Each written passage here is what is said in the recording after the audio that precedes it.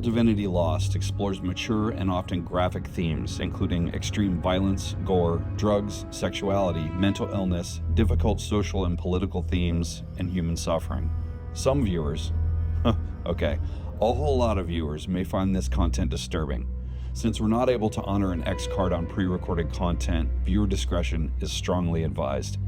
We have a ton of content on our channel for those with less extreme tastes, so if this kind of horror isn't for you, please browse our other games.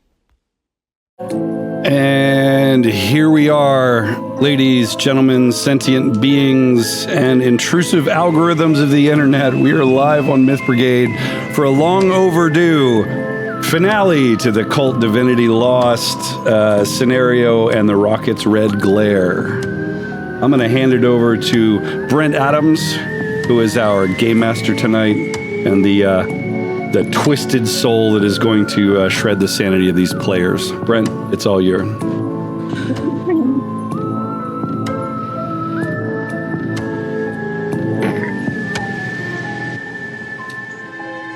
Brent, you there? I'm here. It's all you. Maybe you missed. It's all you. I'm sorry. Oh my! You passed it over to me. I did, man. I was like 80s breakdancing. You can't see me, but I was, and I passed it over to you. The energy. So it's all you. You gotta do that when we can hear you. Yet. I think the music was blasting your brains out. Right. Tommy is in the chat. Jason's the worst. I'm gonna mute. I am the worst and terriblest and worst and baddest. Bye. Receipts. That was Jason Jones, everyone. Welcome back to part 2 and the final part of the Rocket's Red Glare with Kult. I'm Brent Adams. I'm going to be your campaign manager for this evening. The election has come and went since I did my last, since we did part 1 of this. I imagine some people are quite happy and some people are quite sad. But I want to just remind everyone that this is all parody and it's all for fun. And during that 2 weeks, I have also caught a head cold, and so my voice sounds a little weird. And so hopefully that will lend a little more gravitas to our performances tonight. You got that Barry White going, man. That sounds right. good. It's a little deeper. Maybe the stakes are a little bit higher. So last time, our intrepid interns had been going through day by day managing the 2016 Trump campaign.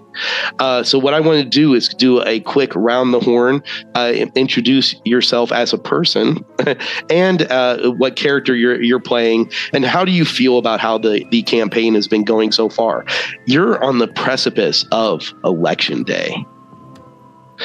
So I'm going to start with Chantel. Okay, hi, Chantal Kapusik. I am playing Kate Warren, and Kate is a Democrat working for the Trump campaign, and solely, well, for 2 reasons. Because her parents are Trump supporters, and she wants her trust fund, and because her economics professor is also a Trumper, and they have a bet that if she can last through the whole campaign, that he'll give her an A in any class that she takes from him. And so that is my goal, to make it to the end and then to just jam all of those A's right up Dr. Forsyth's A. That's what I'm going to get. But this is really stressful. And I know that Hillary's going to win, and I'm so excited. I even got a chance to go out and vote when I went and, got coffee. So.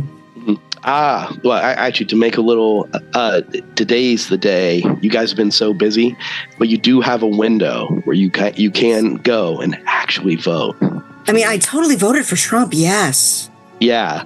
So you guys all kind of, maybe talked amongst each other, but you have plans to go out and vote today. So you got a little break in your duties to go do that. Go ahead. Except for Ian. Ian did an absentee ballot because he doesn't live near. This is not where he lives. So he did an absentee ballot. Not that he can like leave his post long enough to really. This is election day. I have to be posting pretty much continually. It is. The expectation is that you're going to be crazy busy today. Yeah. And speaking of Tara, yes. What's going on with Ian?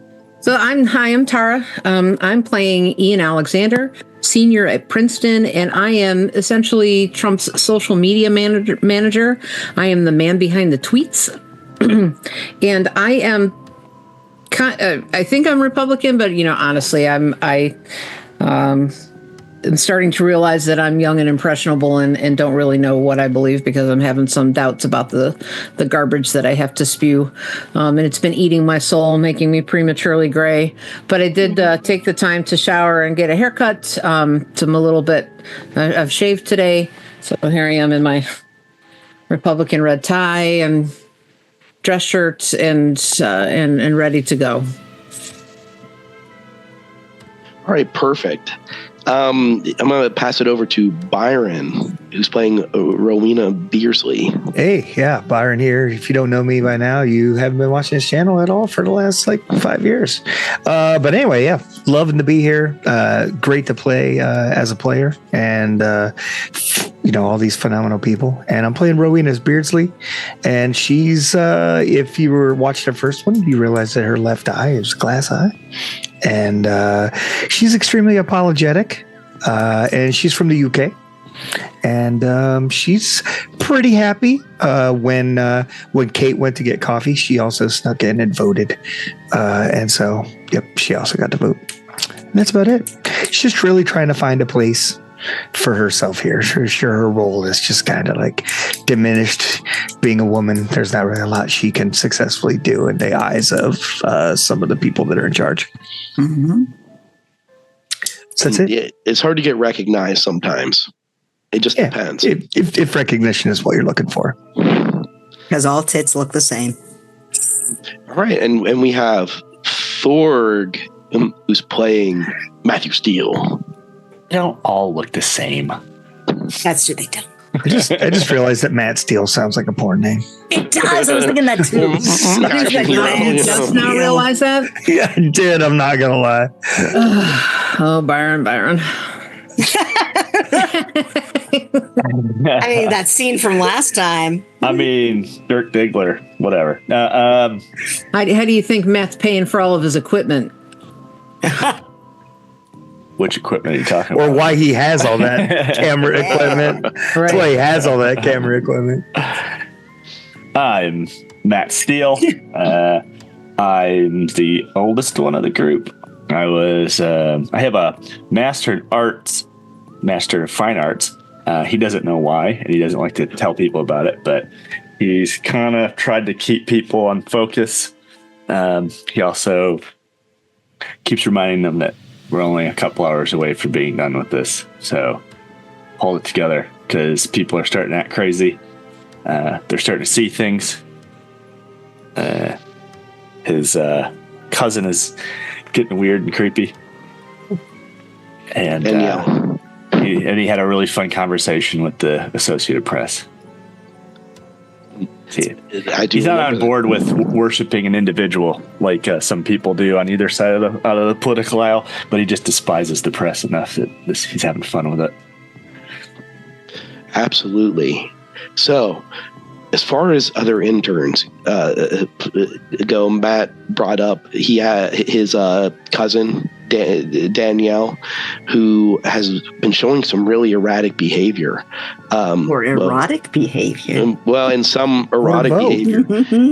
And early on, she had some issues with sleepwalking that have extended outward into, some off-putting and erotic behavior with Matt, and also her almost being in an odd state and reciting a poem about Hillary just last night. So suffice to say, you guys have not been sleeping very well. So we open back on Trump Tower, where you guys are in your kind of sleeping room. You got cots, couches. Matt, the previous evening, you went ahead and closed like the boardroom doors and put basically a kind of a frat boy sock on the door, if I recall. basically saying like something's happening in here. Yeah, mess with the campaign manager. Yeah. So, everyone give me a fort save. So just as a reminder, you're just rolling 2d6 and adding whatever your fort is to that. Oh. All right. 2 turkeys. Pop, pop, pop. 8. So it's been a really long week. Rowena, what did you get? A 6. All right, 6. And then Matt. Plus fort. Yep. Fortitude. 7. 7. Okay. So, Matt, you're doing all, like, you're not doing great. Don't get me wrong. But like anyone who got 6 or below, this lack of sleep is severely affecting your well-being. Like you just feel like you're ridiculously exhausted to the point where you're not even sure caffeine's going to be able to really help you. However, you guys are all startled awake as you hear the sound of an air horn really, really close. And you see Brad is standing basically on top of Ben, dual wielding air horns and blowing them right into his face. And if you've ever had 2 air horns go off, even in a reasonably sized room, it's jarring. It's terrible. And he throws back his head and laughs. Yeah. Was I sleeping when he did this? Oh, you guys were dead sleep. Okay. And you see that the sun is just starting to poke over the horizon. This is early even for you guys. Like normally you're not not even up.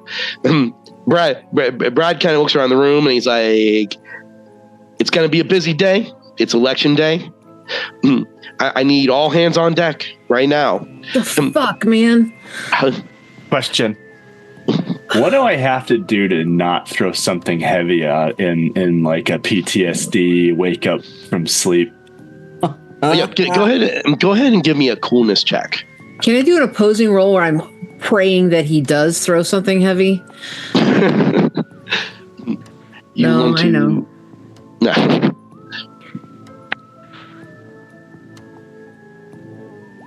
11. Oh, 11. So like, actually, Matt, you actually like. I mean, your first thought is it's time to put this dude in his place, but then you're like, okay, no, I got control. Well, to a lot of people, it'd probably be pretty obvious. I do that edge of the bed, and I'm just like doing it. Like he just woke up from like I had a bad dream. Just waiting for the day to just waiting for it. It's like, so, and he looks over at you, Matt. I saw the sock on the door.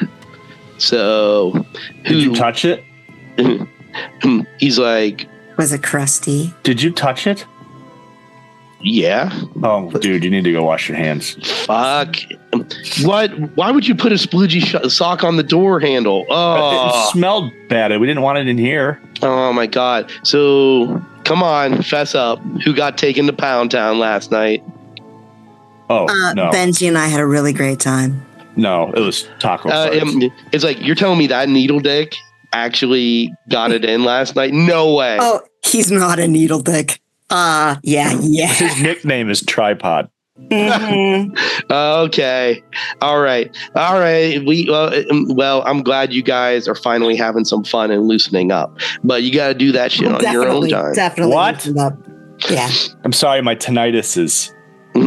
I'm sorry to interrupt. If you could be so kind as to not fucking push the air horn again, that would be amazing. I do apologize if I'm overstepping. It's done. Okay, the air horn was like 5 minutes ago. We need to not live in the past, everyone. Now, the important thing is Melania's here. She has all of her stuff. And you guys No, all of you, go. This is like you're gonna make. This is a good way to make a connection. This is the boss's wife. This is a big deal. I'll start. Do you want us to get dressed before we go, or do you want us to go right now? I just got up and started walking out the door. Well, yeah, but like toss, make yourselves presentable, but just do it real quick. Okay? All right. Love you all. Goodbye. And Brad just bebops on out of there. Rowena like picks up her toothbrush and kind of jams it in her mouth and goes into the bathroom and shuts the door and locks it so she can get a shower. That guy's such a fuck. I hate him so much. Man, I was really hoping you were going to hit him. Oh, Matt, you should have. Same hours. That's assault. Benji, are you okay? Hours. I hope I didn't speak out of turn. I know. I just wanted to make Brad so mad. And I'm okay. Thank you, Kate. Yeah, it just really, and he actually, you can definitely tell. Like, you talked about tinnitus, but like he was right in his face with both of these, and so he actually like sticks his finger in his ear, tries to, Hey, you know that high pitch sound? We call that the sound of freedom. He does laugh at that. He just like, thanks, Matt. God, I hope karma's real. Huh? Do I hope karma's real? I don't know. I hope he gets what's coming to him someday.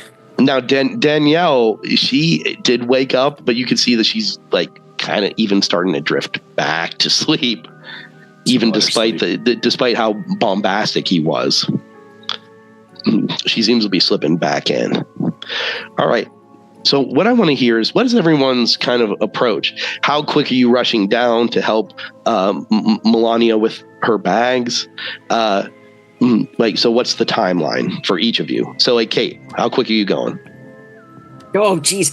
Well, if Rowena went in and actually locked the door to take a shower, I'm going to do the whole like...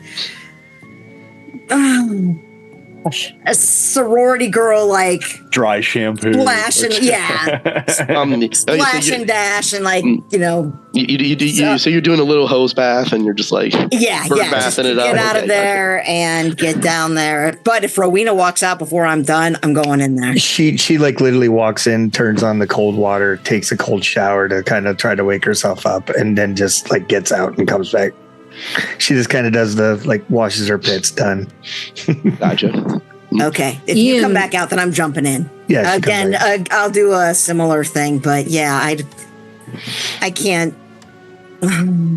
Ian took advantage of everybody going to sleep, and on one of his breaks, his wake up breaks, where he checked his Twitter feed, he went ahead and showered because he knew that the shower was going to be popular first thing in the morning. So I'm already showered and everything. I just need to brush my hair and throw my damn clothes on.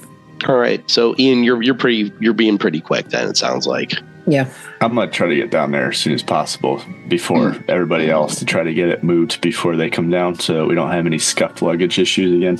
Okay. Gotcha. And he had to go wash all the bedding last night. So he was scrubbing himself in the deep sink, since there's nobody in the makeshift laundry room. Gotcha. The Ricky car wash, as we call it. The car wash. Beautiful. All right. So Ian and Matt, you guys and Ben are the first ones down there. Danielle is asleep. And unless somebody wakes her, it doesn't. She looks like she's out. I'll let her sleep. Once I get out of the shower, I'll try to get her in there to try to wake her up, because I know she'll get in trouble if she doesn't get in there. Okay. Yeah. So you're gonna try to Kate with that. I'll help Kate with that. Yeah. Let's get Danny. Does she seem like gentleman will go help Melania? No, I'm sorry. What did you say, Kate? Does she seem abnormally like sleepy? Like there's something wrong, and not just like, oh, we're exhausted. You know what? She seems like, I mean, you guys are really fucking exhausted. She seems like she's halfway in and out of reality right now.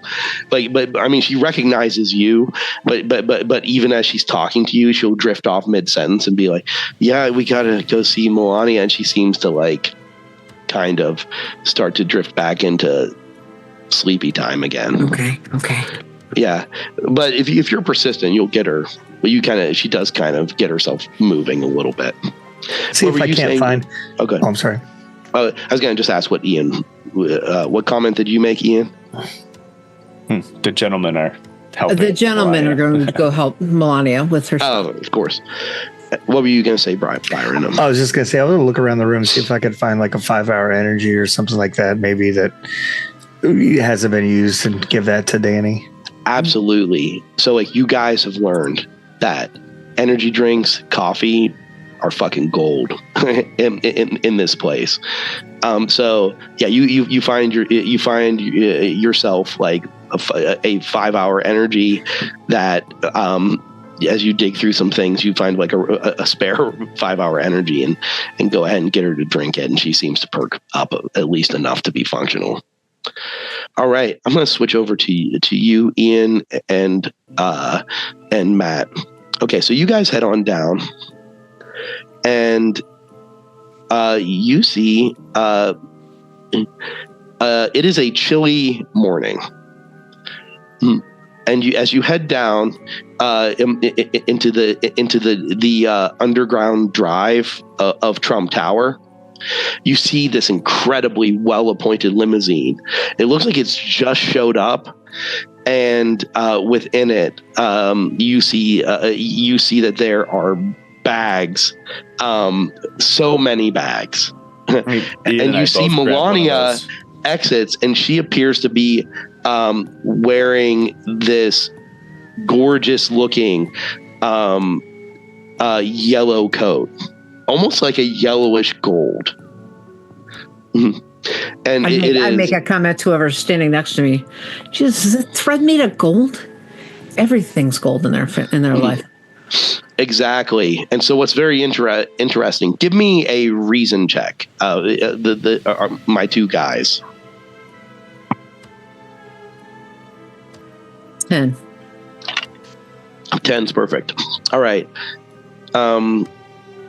Ian, you figure like you're a pretty knowledgeable person, and you're just like, I'm pretty sure that coat actually has for real gold thread in it. And you know that like in normal media, like when she appears in public, she's never worn anything this ostentatious out in public. Like this is like if it is what you think it is, this coat has to be worth at least 10 grand, bare minimum. I've seen pictures of their toilet, so right, and so it comes off as extremely ostentatious. Not to mention the significant number of bags in there. What did you get, Matt? You're just like, nah. Oh, probably nothing. She's pretty. Yeah, like, I mean, she is pretty. She does smile, and she's just like, "Oh, did Donald send you down to help? I'm so sorry. I have a lot of bags here." Why we're here, ma'am. And she kind of just steps aside and let you guys go ahead. I'm gonna go 2 of those big hotel buggy carts, with the hooks and stuff to not drop things. Absolutely. Okay, so because this is the closest thing to physical stuff, if you have a violence score, I do. So this is basically your physicality. Like, so you're taking those hotel things, and you're like, the two of you are trying to pile this up and be strategic, and also this takes a little bit of good old American muscle to move this around. I'm making Jenga jokes while we're doing that. Is this more like Jenga, or is this more? No, wait, that's when we get upstairs and when she has to unpack. This is more like Tetris, right? It's a little bit of both, in the worst way possible.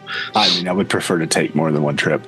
But if there's two, if you can't fit it all on the 2 carts, well, 3 carts. Oh no, I mean you're pretty sure it's going to take more than one trip anyway. Okay. Like, so as you guys are doing Jenga, by the way, Rowena, Kate, and Danielle make their way down, and they come down with another big cart to help out. But yours is almost done by now. What was your violence checks? Oh, I haven't rolled it, but yeah, go ahead. Ian, what did you do? Did you have me roll a violence check? I'm sorry. No, go ahead and do it. Yeah. 10. Okay. Yeah. I mean, you guys are like able to put forth a decent amount of energy, especially you, Ian. And she actually, like, Ian, you said you got a 10. Yeah. Melania actually reaches out and like touches your bicep. And she's like, you're strong. I blush all the way down to my toes. Wow. Thank you, ma'am. Thank you. I do my best. I'm just a computer geek, but I try my best. It's like it's like Donald said that you've been doing a fantastic job of managing the social accounts. I'm like flabbergasted that she knows who I am, what I'm doing, and like, thank you. I'm so flattered that you think I'm doing a good job, and honestly, that you even know who I am. It's a privilege to be here, and I've really worked hard for this letter of recommendation. She smiles, and it's very radiant, and keep in mind her accent is quite thick. Can't really play it very good right now, but hey, like her accent's very, very, very thick, and she actually kind of says, "And you're Kate. You must be Rowena. Yes. You're Matt, Ben, Danielle." And she knows all of your names, which is give me impressed. Amazing. Yeah. Give me an if anyone wants to give me an intuition and tell me if you get a 10+. I got exactly a 10. Oh, Ian's on the ball today.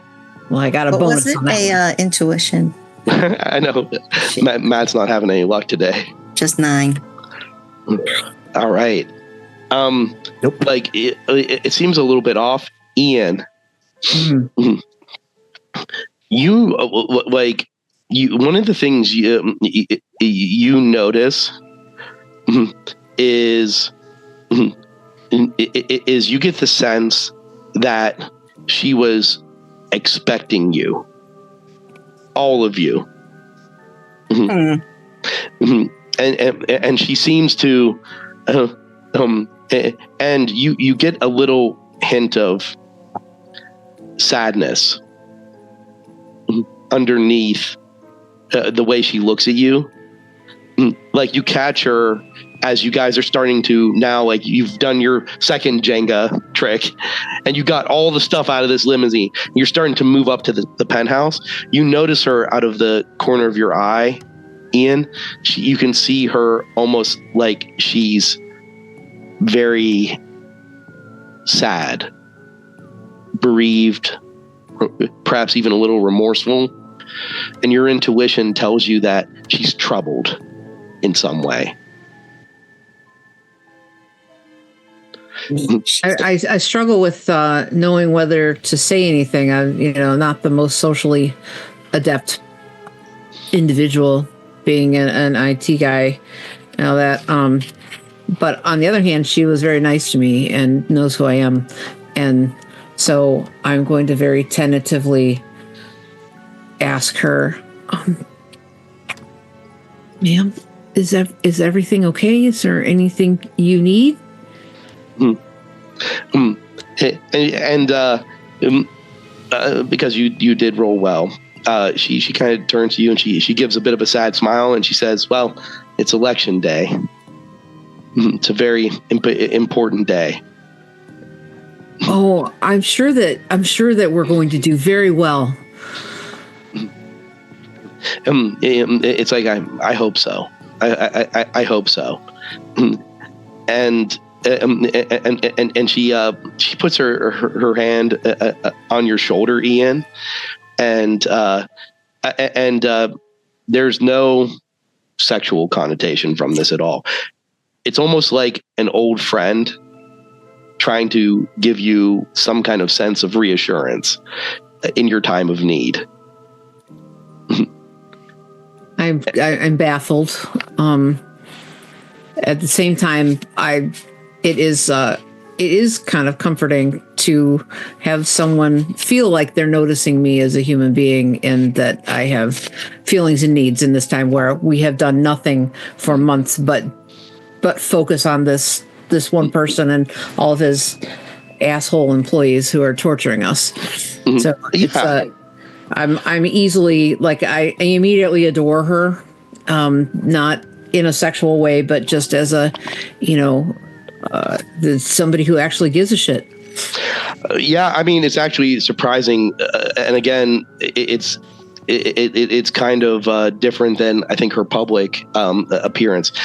She does seem to immediately says, "Oh, it's really chilly up here.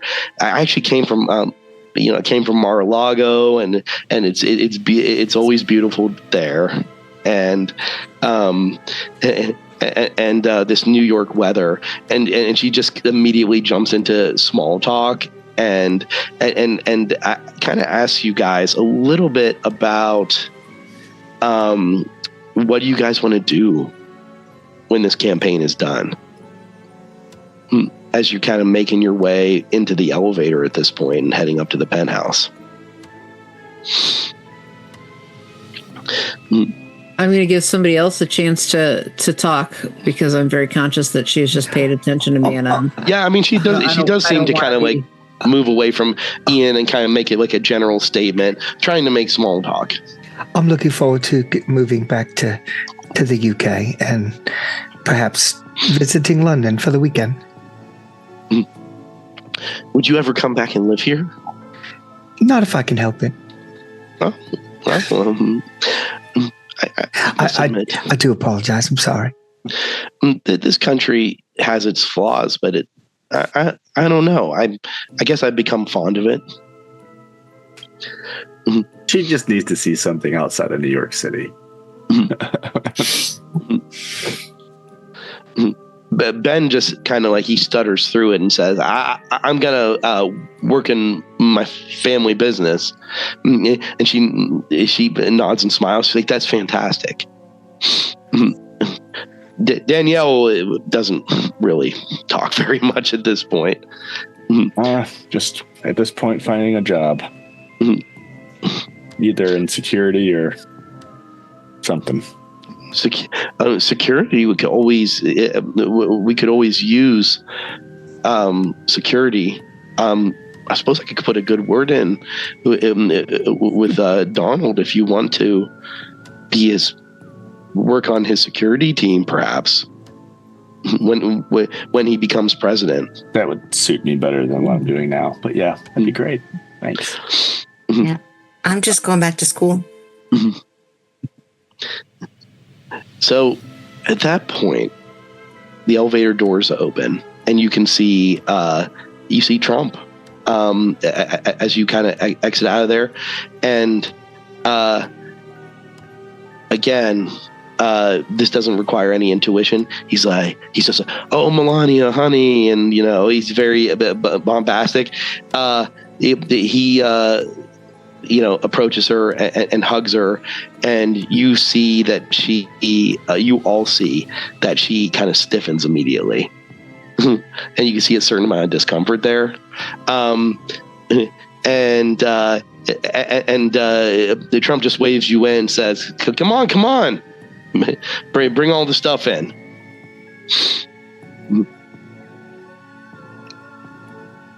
I'm going to follow Matt.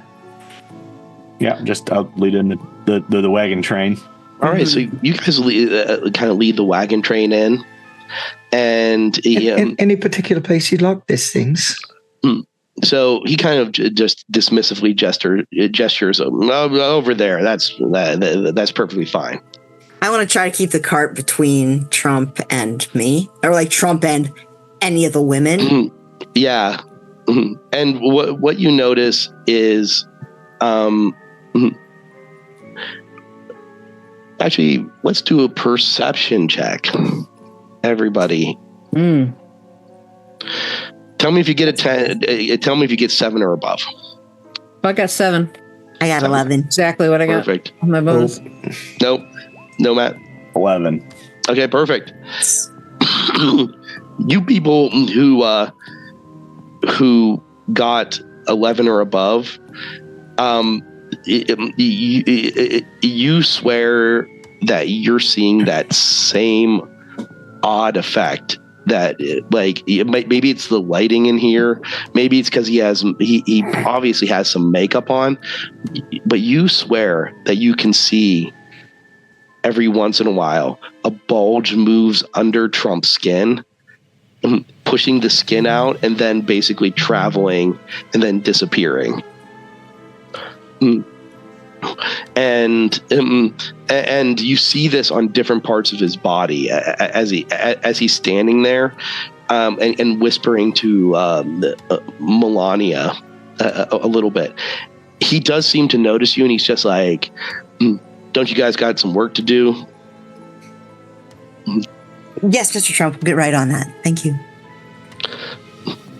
And so again, Melania looks at you guys very and she hasn't made any eye contact with him, and she just kind of looks at all of you and meets your eyes very quickly as you're kind of backing out into the elevator, and she says, "Try to keep each other safe."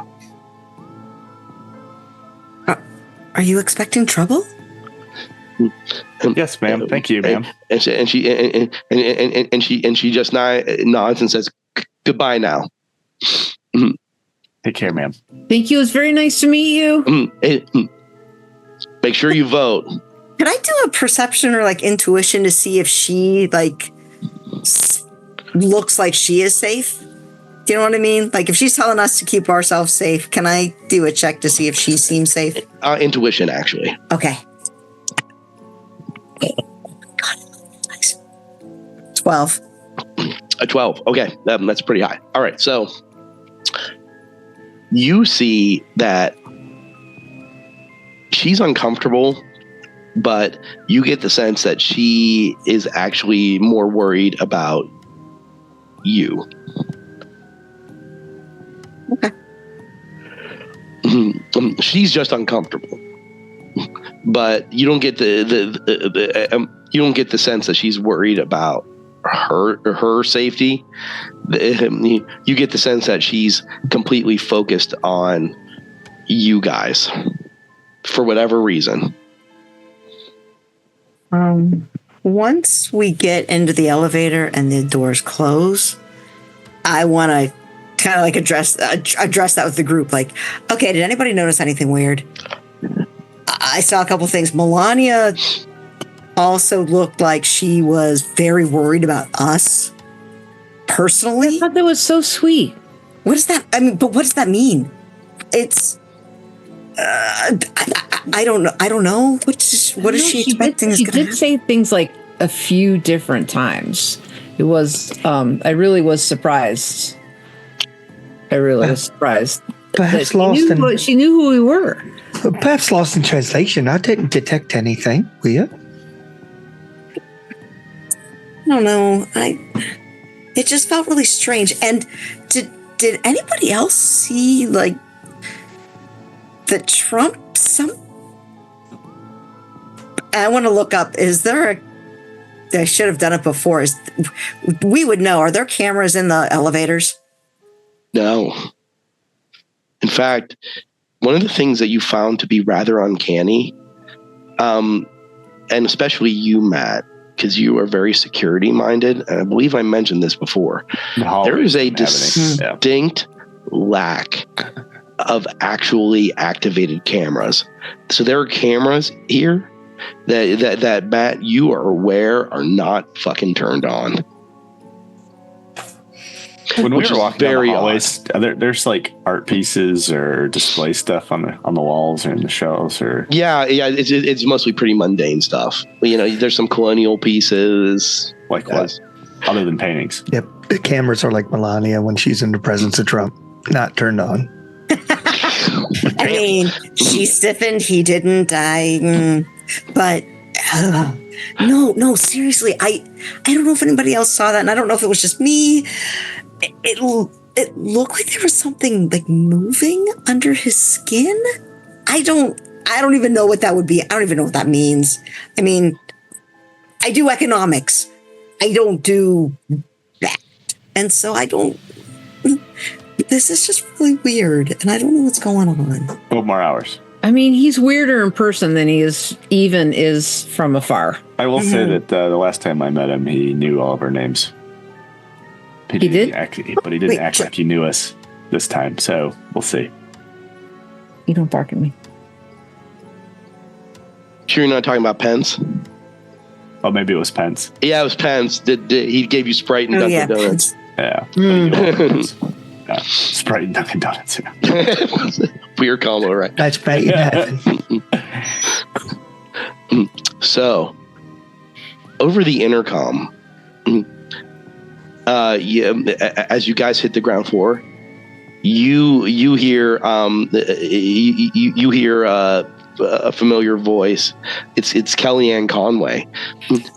Ian, do you mind coming up to my office?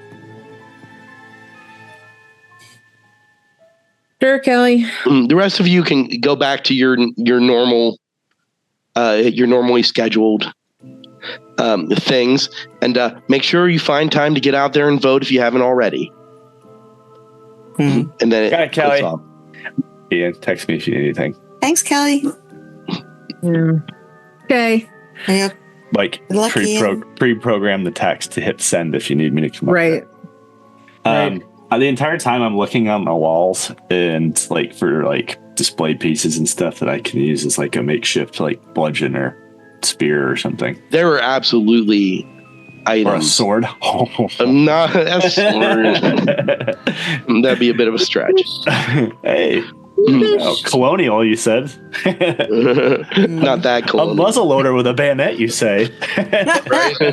Happens to be a sealed canister of gunpowder sitting next to it. I can't believe that. That's all right. That's why I use it as a pillow. All right. So what I want you guys to do, and Ian, you too, when you get the chance, I'm going to be working with Ian for a second. Put in who you voted for. Did you vote for Hillary? Did you vote for Trump? Where are we putting that? Put it in the chat. Wait. Or did you vote for chat? A libertarian? Whatever chat. The Roll20 chat or the Zoom I don't chat? even Roll20 open, so. Okay. Zoom chat. Okay. Zoom chat. Let's do Zoom chat.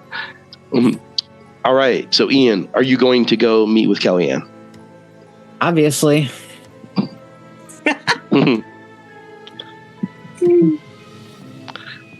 All right, so you head up to her office, and she's all smiles when you walk in, and she just says, "Ian, I'm so happy to see you." Does she want us to call her Kelly or Ms. Conway? How does she like to be addressed? She likes you to call her Kelly. Kelly, almost there.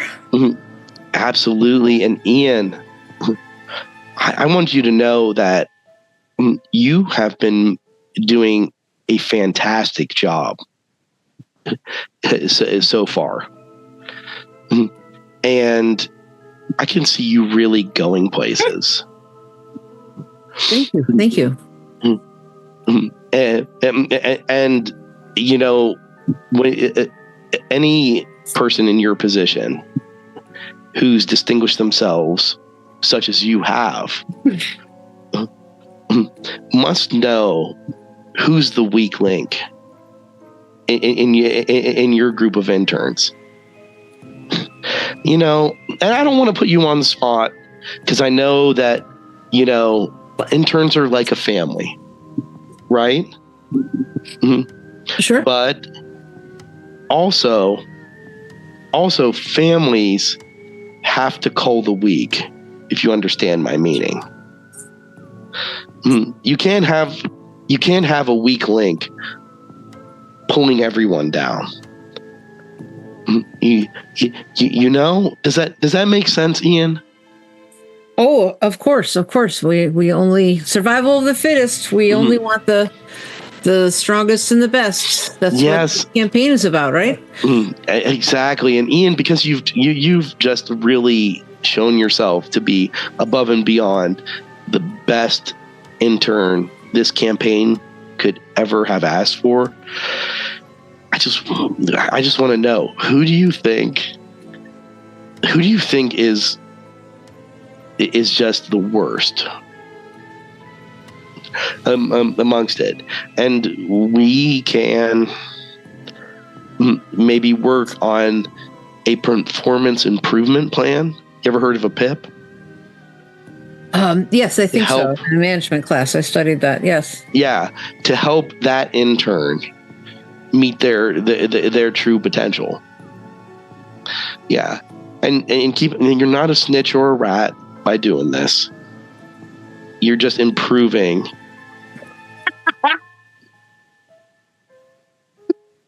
Tara you're just improving our functionality. I fucking hate Kult right now.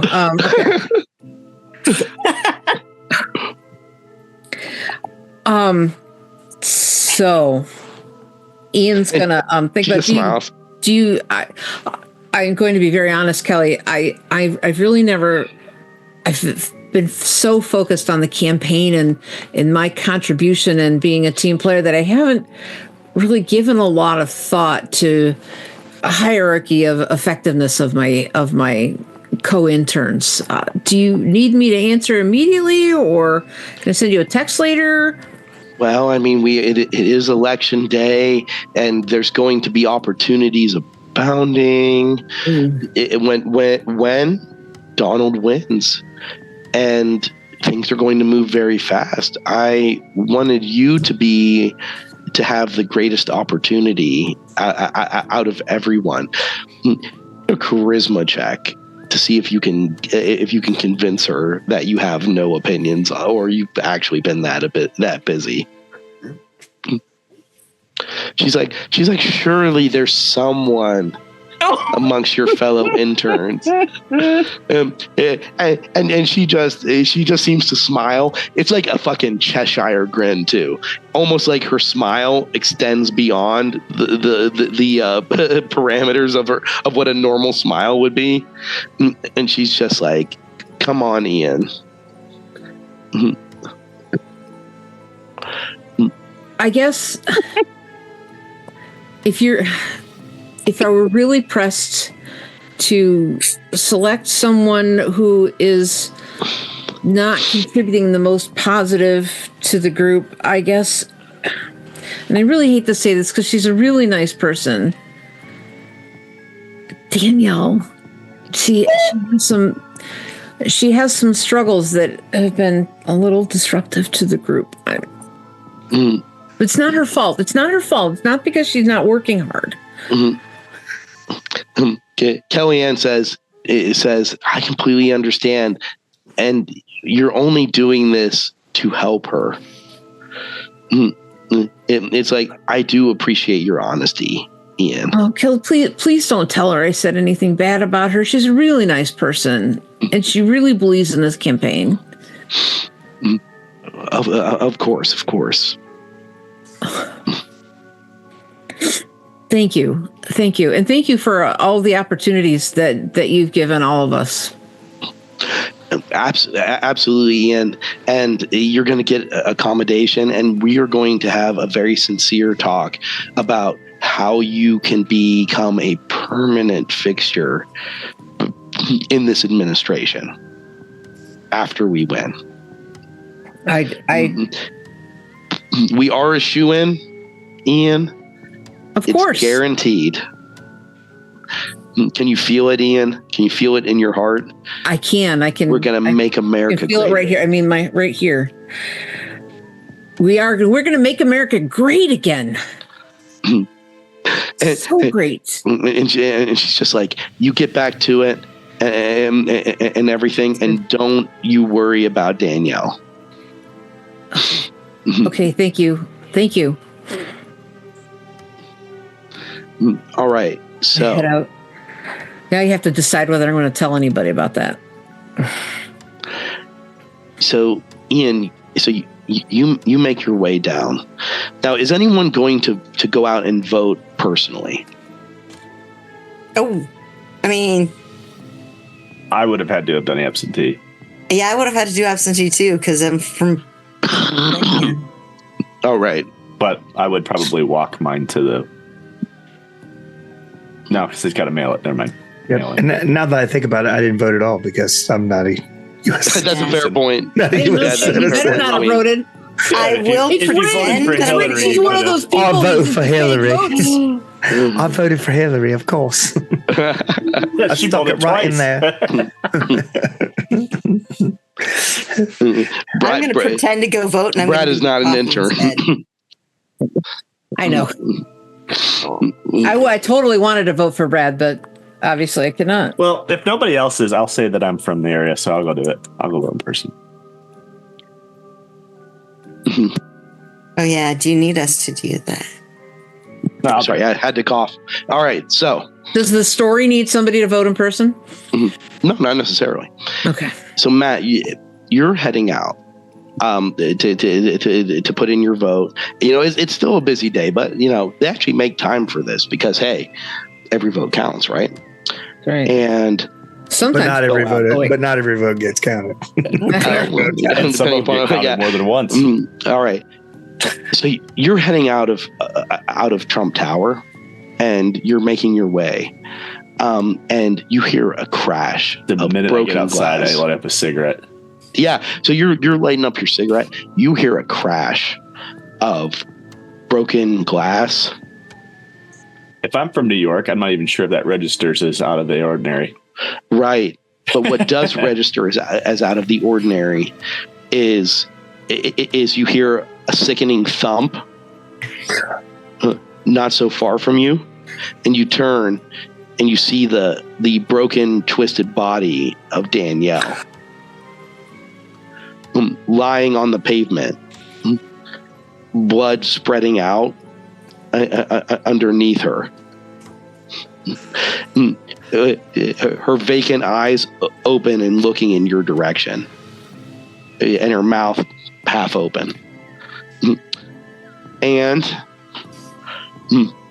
give me a perception check. Well, I'm down on the ground, like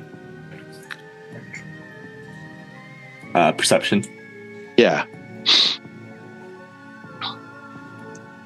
Maybe you'll actually succeed this time. Not sometime today. It has to happen eventually. it's New York City. He's probably going to pass 4 or 5 15. I got double sixes plus 3. my. Wow. Maybe that's not nice. I don't know. I'm in murder mode. Okay. So you are going to notice something, but I'll tell you when you notice it. So how does your character respond to this? Your cousin. Yeah, he pops into combat medic mode and he starts like checking her. Obviously, there's nothing there, but it's still like panic. Yeah. So it's calling for help. It was not a fall that was conducive to life. Mm-hmm. She died on impact, and you're over her. You're not even sure what to do. I look up. Yes, you do look up, and these windows are not supposed to break. There's exactly these are shatter resistant windows. Not impossible, but it would take immense strength to put someone through this window. And your eyes, you can't believe it. Because you swear that you see, and there's no malice on his face. There's no anything. There's just that same passive look that he gives when he's giving speeches on television. It's Pence. He's standing there, just looking out the window, and you make eye contact with him. How high up are we talking here? It's like, so it's not the top of Trump Tower. Yeah. So you would presume it's at least like fourth floor. At one of the office buildings, one of the office areas, you would presume something of that nature. And and as he makes a brief eye contact with you, he steps back into that and disappears from view. Give me a willpower check.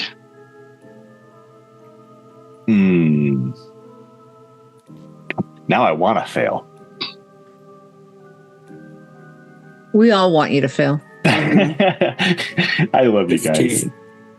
Willpower? Oh, damn it. Oh, does she count as still being in play? Oh, Danielle? I'd say no.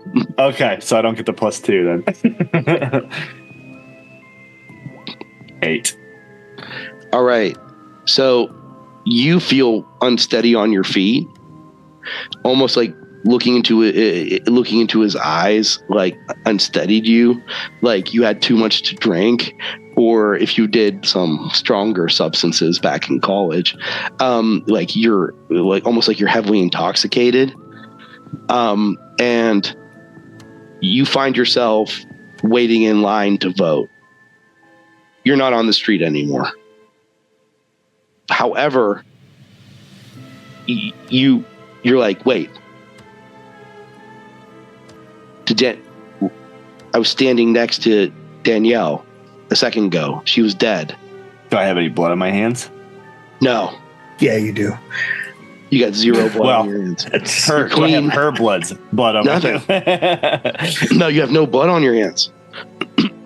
That's the first thing you look for. There's no blood on your hands. Yeah. The really nice lady is like, sir, are you okay? Yep. You ready? Yep. Yeah. So, you can go ahead and put in your vote. All right. I do this as quick as possible. I just do the Yeah. Yeah. Whatever, no for whatever stupid amendments they want to do, or millage, whatever. Just no. Unit party, and then start running back. All right. So you make it back, and who is the first person that you see? Well, first of all, I'm looking on the ground outside the window, outside the building. Yeah, you start to look around. Nothing. No broken window. No nothing. First, I sit down on a curb and probably chain smoke a couple. Collect themselves. Says, nope, not doing this again. Not doing this again. And then I'll go back inside. I don't know. Who would be the first person I see?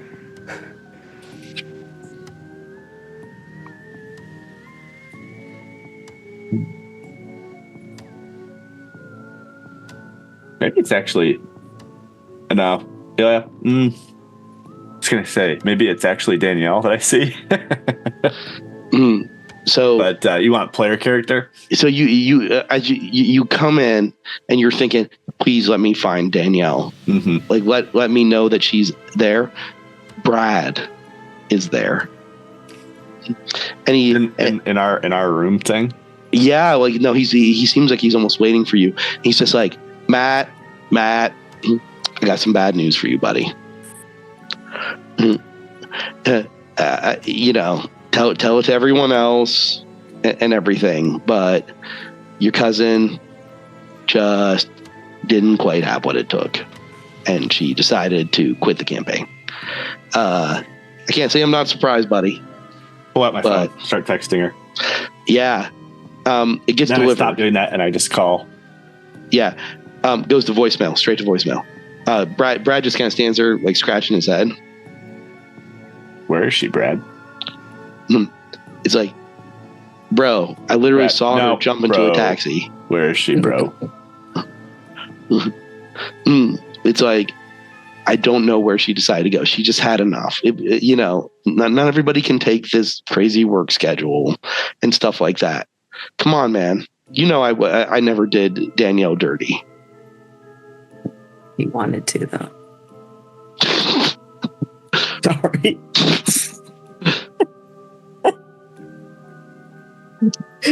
Brad, I don't know if I ever got your business card, buddy. He's like, sure. And he reaches in. The business card is eggshell white. It's immaculate. It is a glorious business card. You're even maybe a little jealous about it. It says Brad Byrne on it. Mm-hmm. But it's got his office address and all that stuff on it. Yeah. And he's just like, don't worry. She probably just needs some time. Keep your eye on the prize. I go up and give him a big hug and I whisper in his ear, you better hope you didn't do her dirty. And then I just pat him on the back and I walk upstairs. Brad seems to, he like adjusts his tie, and he says, maybe take, a break, Matt. and he kind of just leaves after that. So, Ian, you've been doing your social media thing. It's been keeping you busy. Rowena, what have you been doing? So what have you been typically assigned to today? She's probably assigned to like printing shit. She's just at the printer, just she just kind of is like, just kind of mindlessly looking at the thing as the copier just goes. The repetition is somehow gratifying to a degree. Kate, what have you been stuck doing? I'm gonna guess that I have been doing some like face work, and so like either like with the press or like talking to, people coming in to I don't know, to talk with Trump or like get out and vote, that sort of ridiculousness that takes no mind. I feel like the rhythmic like sound of the copier has actually like allowed Rowena to like actually drift off. I rolled a fortitude. She just kind of fell asleep standing there. At some point, Brad does come onto your group text and tells you that Danielle is out for mental health reasons. As soon as I want to like text Matt separately. Then we're like, Matt, what's going on? Are you okay? Is she okay? What's going on? He definitely doesn't answer because he was on mute. But I'd say he's trying to call his Aunt Nancy. He's trying to call his Uncle Todd. He's trying to get a hold of anybody that, his male cousin, her brother, just trying to call anybody that she might have contacted to see if they've heard from her. If not, he's coming upstairs and asking everybody what happened. Yeah. We should text on the like non-Brad group chat. And I'm sure that you do have a non-Brad group chat. Of course we do. Yeah. Like, what the heck is going on? Yeah. So after you helped Melania out, you guys got back to business. Danielle was basically sent to go ahead and get some coffee and get other supplies, and you guys never saw her again. and Ben's been on was put on some social media duty while Ian was meeting with Kellyanne briefly, and then he's been helping you, Ian, for a while. So like Danielle just kind of like went off, and that was it. All of her stuff still in there? It's all gone. I am acting like I'm, just doing the normal social stuff. But anytime I think Ben's not looking, I'm sneaking a private text to Danielle saying, "Hey, what's going on? You okay?" Yeah, you guys are blowing up her phone. I mean, anyone, yeah, and nothing, no response. And her phone receives it, but you don't get any kind of response around it. I mutter under my breath. I'm gonna send Kellyanne a text and say, I thought this was like friendly. Did we fire Danielle? Out of a 4-story window? Jerk. You don't get any response from Kellyanne. You presume that she's too busy to respond. I try to give myself a talking to. You're paranoid. It's been a long time. It's been a long campaign. It's been an ugly campaign. You're tired. You're exhausted. Everybody's on edge. I'm just reading too much into this, Ian. You're reading too much. Just take things at face value. She said what she said, and she meant it. And this is a coincidence, or maybe she cracked under the stress of knowing that she had some improvement to do. I don't know. It's not my fault. Do the job. Get the letter. So only a mere, and it's, you're kind of approaching around 11 o'clock. You were up very early. And you get a group text from Brad, and it says team meeting in the break room. Very important news.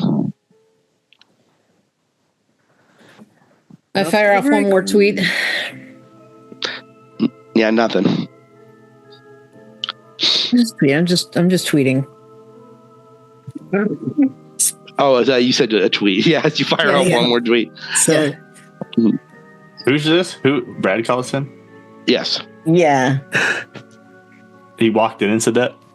No, group text. Group text. No, head to the When we break. go I mean, into what is this, 1992?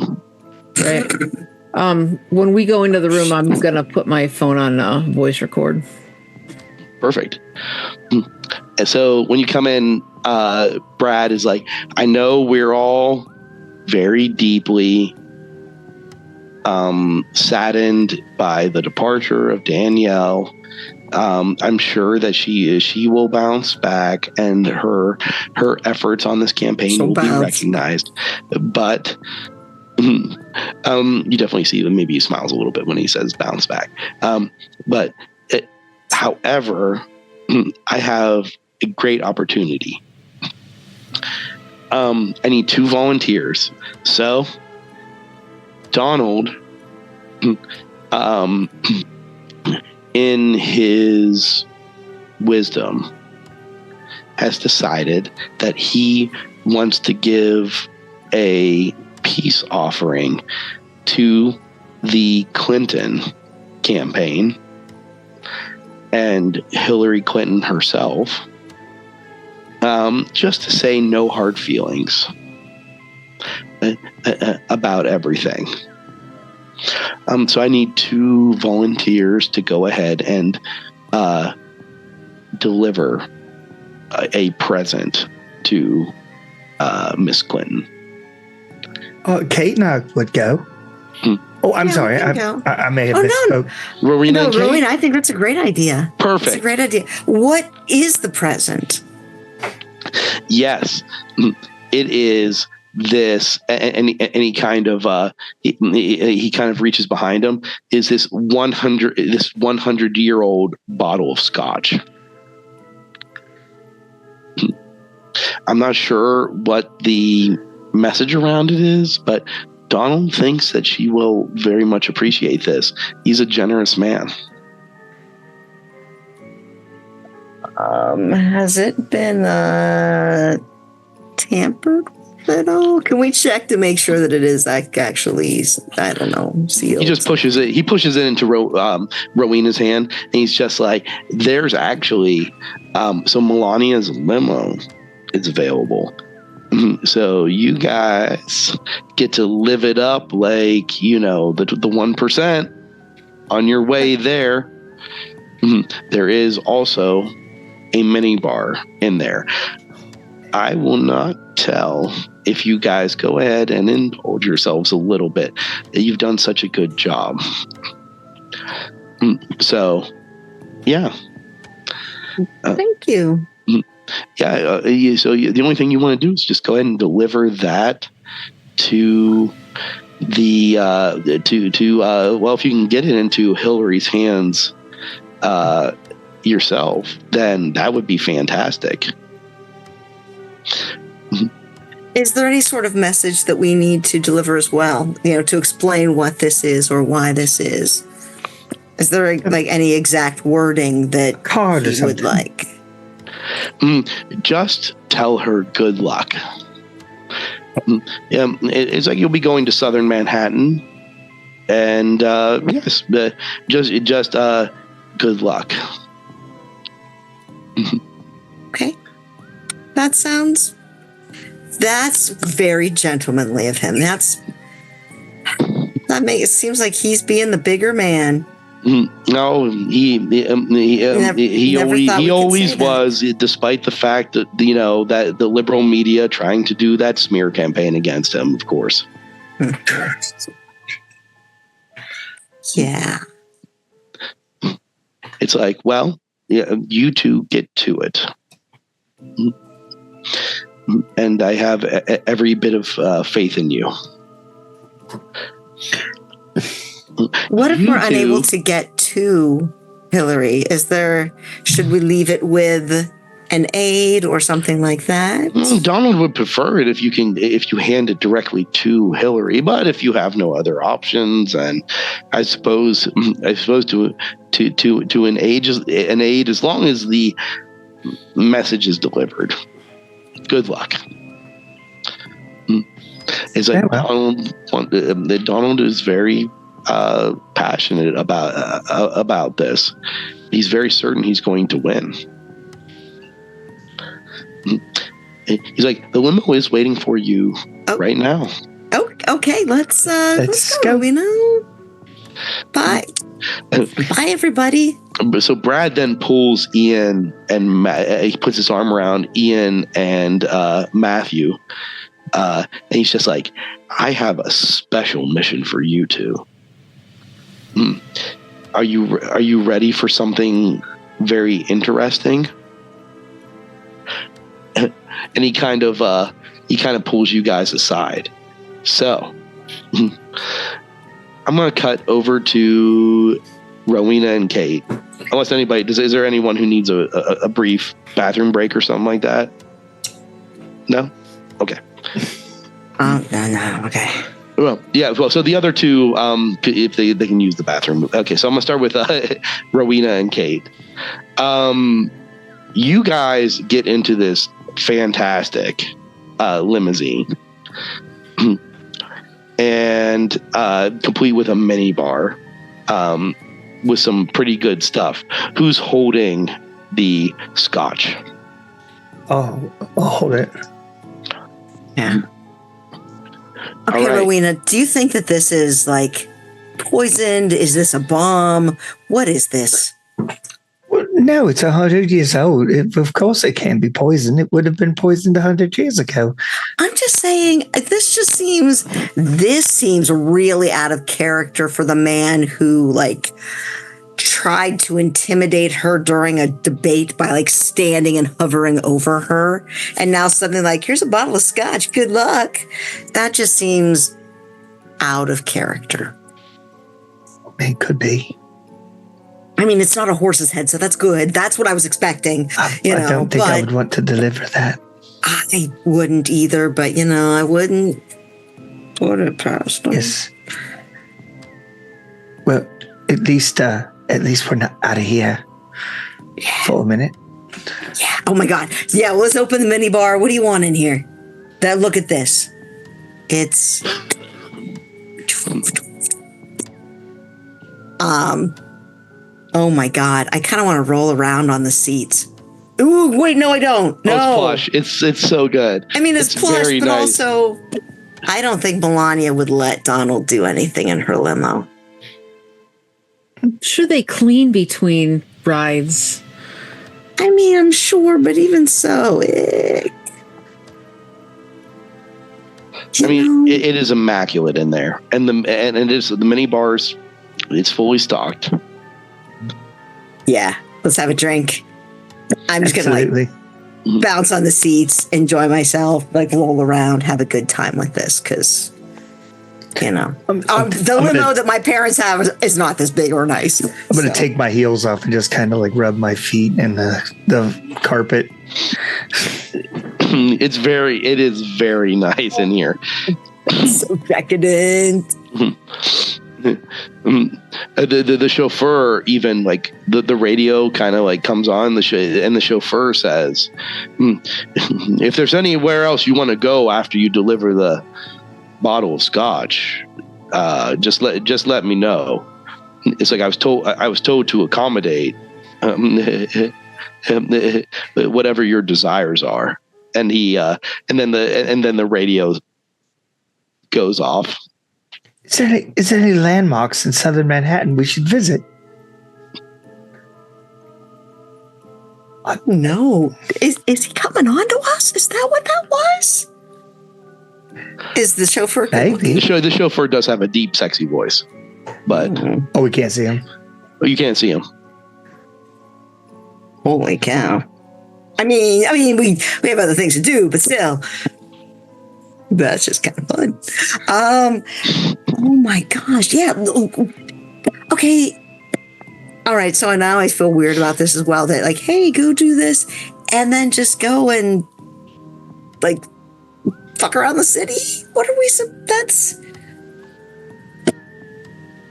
I don't know. I'm not just suspecting everything now, because everything just feels weird, right? Does everything feel weird? Is it just me? Kinda. It's pretty interesting.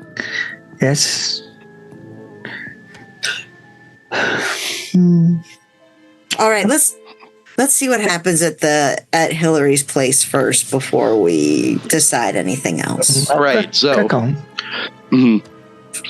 so the campaign center in Manhattan for Hillary's for Hillary's campaign is, it has a very remarkably similar atmosphere, and you're kind of surprised at this. As you go inside, you see some other people that you probably figure are interns themselves.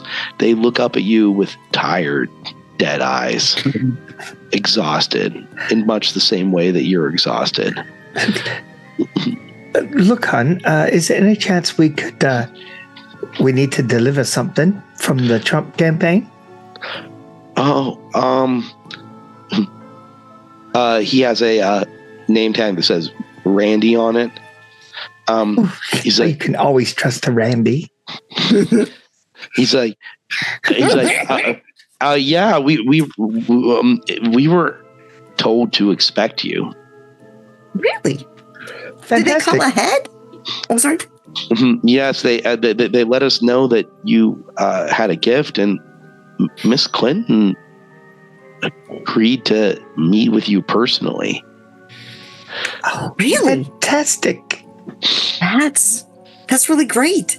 Thank you, Randy. How are you guys holding up? I'm sorry. We recognize interns. We're interns too. How are you guys doing? It's just been a grind. You understand how it's been. This will help. And I kind of open my jacket pocket and give him one of the little like small bottles of vodka. He looks around to see if anyone's looking, and then he's like, he just downs it immediately. He's like, It's from Melania's limo. Awesome. It's good shit. He's like, let me take you back. It's like, and yeah, good luck with your campaign. We're not on the same side, but hey, thanks. Good luck to you too. So I voted for Hillary. he laughs. He's like, I changed my vote to Trump.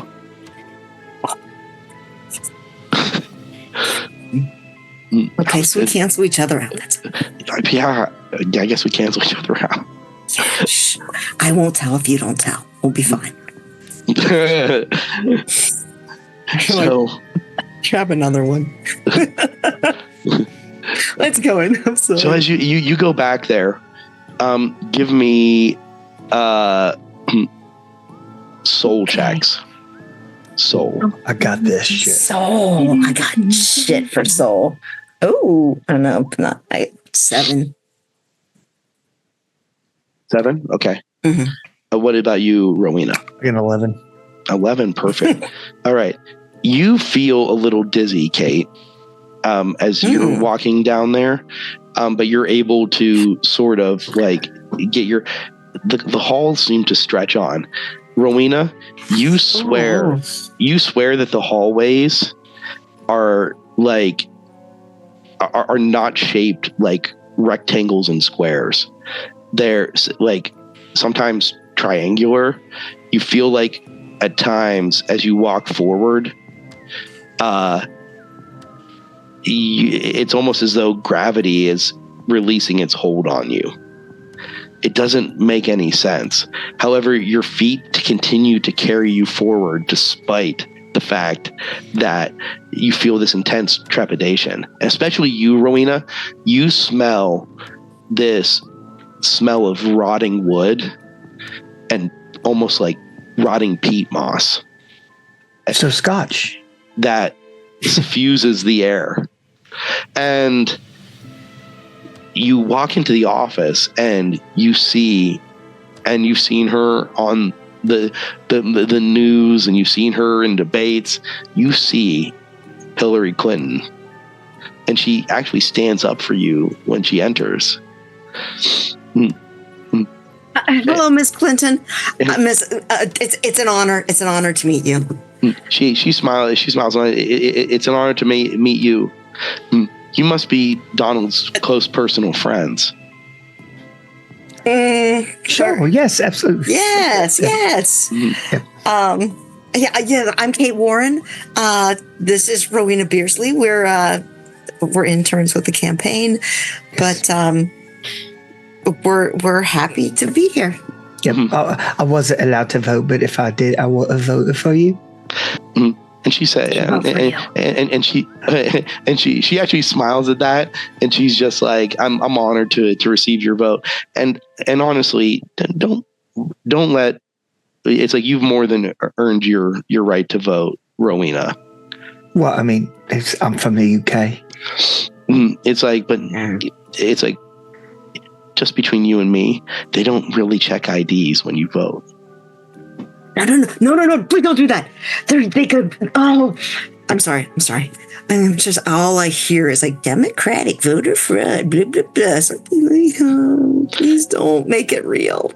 Too late.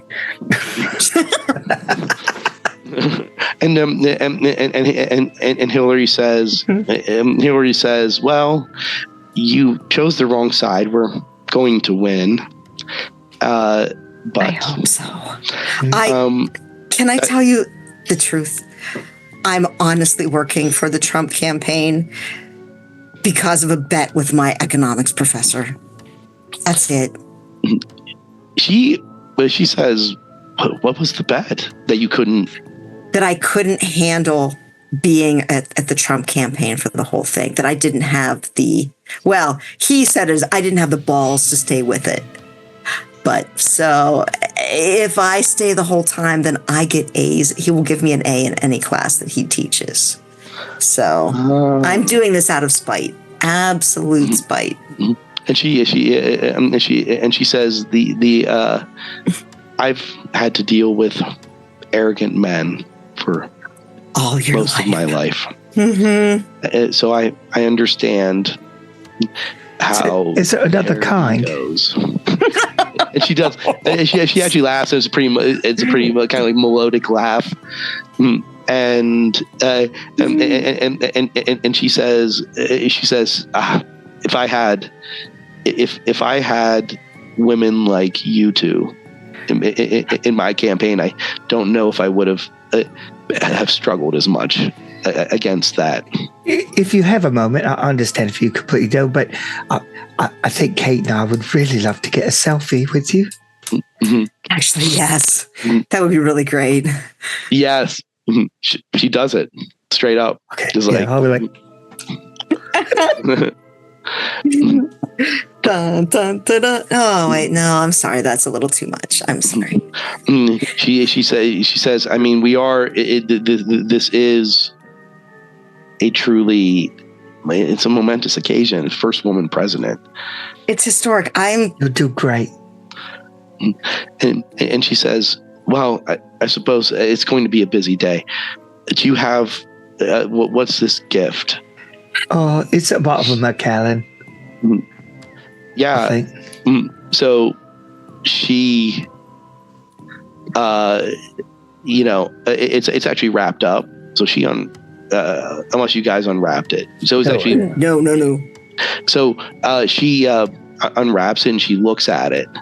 And we're supposed to tell you good luck. Yes, good luck. All right. You notice that her expression darkens immediately as she looks at the bottle. And you see that the lights in the office start to dim and buzz. And you could see that she seems to be gritting her teeth. And as she looks at you, you see that her shadow seems to swell on the back wall, and it looks like her bones are rippling beneath her skin. And she just says, I see. You should leave. I agree. Yes. Yeah. We're gonna go. We have an appointment yet. Gotta go. After we're really sorry if this is not the gift you expected, because this is not the gift we expected either. And she says, depending upon how things turn out, perhaps there could be positions for you with me. It depends on if you are able to manage what awaits you. I know what my next move is. I would love to work in the embassy. Perhaps it'd be great. Perhaps we can work something out. And she sets the bottle on her desk too hard, and you see a crack appears in the bottle, and some of the scotch starts to leak out, and you can almost feel like the ground begins to shake a little bit, and she's just like, now go. And she pastes on a smile. Toodaloo. Sorry, and thank you, and good luck. Yes. Thanks for your good luck support. for reals. Thank you. Bye. I want to take Rowan as we're leaving. I'm taking your hand. I am so scared. Let's just run. Yeah, I'll take my heels off. Yeah. Let's go. Let's go. So as you guys leave, you see this that same smell of wet earth, peat moss, and rotten wood follows you out of the room.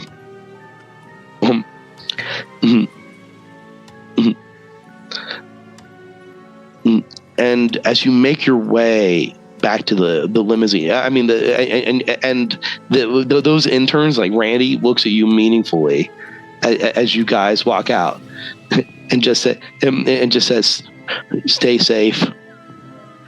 Right on it. Well, you too. Good luck. Ta-da. Bye. And the limousine is there waiting for you. What the heck was that? What did you see? That was weird, a bit. Perhaps unsettling. Was there something in like the alcohol that we had? Quite possibly. It's been quite a minute since I've drunk something of such quality. Perhaps.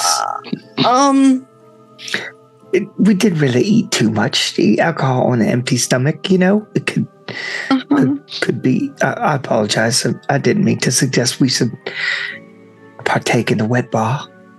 No. It's okay. It's. I don't even know what to think because I don't know what that shadow thing was, and I don't know what Trump's weird little like wiggly face thing is. What the hell is wiggly this? Face thing? Did I tell you about that? No. What was this wiggly face thing you referring to? So when I looked at him, and you know how he has all that makeup on, but I thought I saw something quite moving weird under his skin. It was creepy, and maybe we haven't had a lot of sleep, and we haven't had a lot, and like with Danielle, and we're worried, and just everything's exhausting. But something's wrong. Something's weird. The chauffeur says, "Why don't you have another drink? And where do you want to go next? We could take you back to the Trump Tower, or anywhere you ladies want to go." Ladies. This sounds a little bit like Taxi. He sounds a little bit like Idris Elba. Oh my God. I mean, wherever you want to take us, baby. Oh my. He's a Brit. Maybe without the Brit. But Rowena knows who that is. Oh my goodness, Idris Elba. Where would you like to take us? You can take us all the way. I mean, what? No, but he sounds Would I? delicious. No, glass eye. Oh. Wow. Hey, that's a question. Another orifice. Are you able to?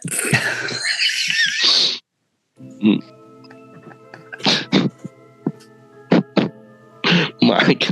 Oh my. I don't know if it's those cherries I ate, but I am snorting way too much tonight. Sorry. I'm just, Jesus. My apologies. That was pretty good. Between Kate not having sleep and me not having sleep, I don't know what's going on here. You guys are feeling a little soft. And he's like,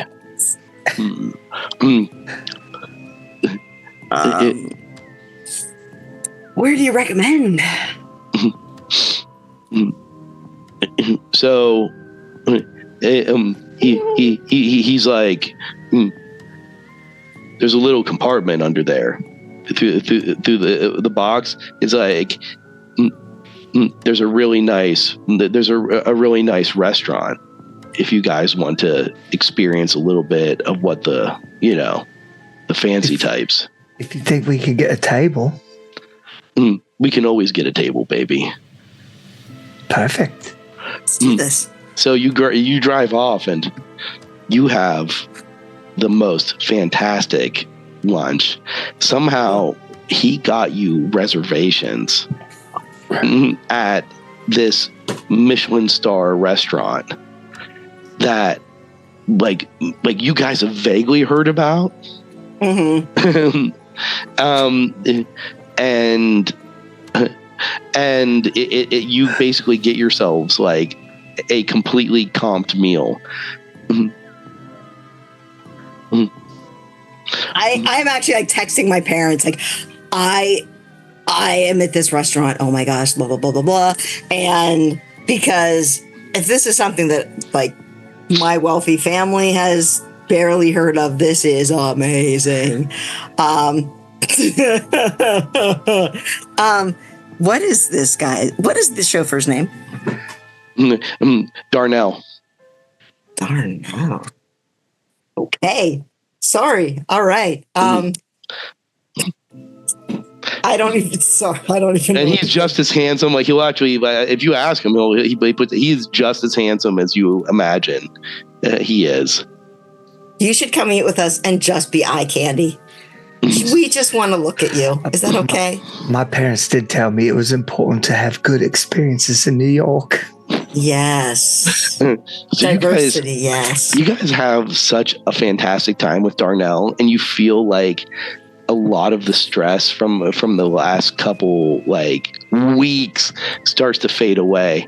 Mm-hmm. You know, between the fine booze and everything. So moving over to Matt and Ian, and going back in time a little bit. I think I need to be right back. So as Rowena and Kate are leaving, Brad's just like, "All right, guys, do I have a mission for you two? If you're willing to accept it." I side-eyed Matt. Yeah. Okay, this is very easy. Okay, but not so easy. So here's the deal. Out there, around the tower, are protesters, right? And they're doing their little protesting thing, whatever. All nice and generally peaceable like, right? But there is a party tonight. There's going to be some big movers and shakers. We only have a few hours. I was wondering if you guys could maybe find a way to disperse them.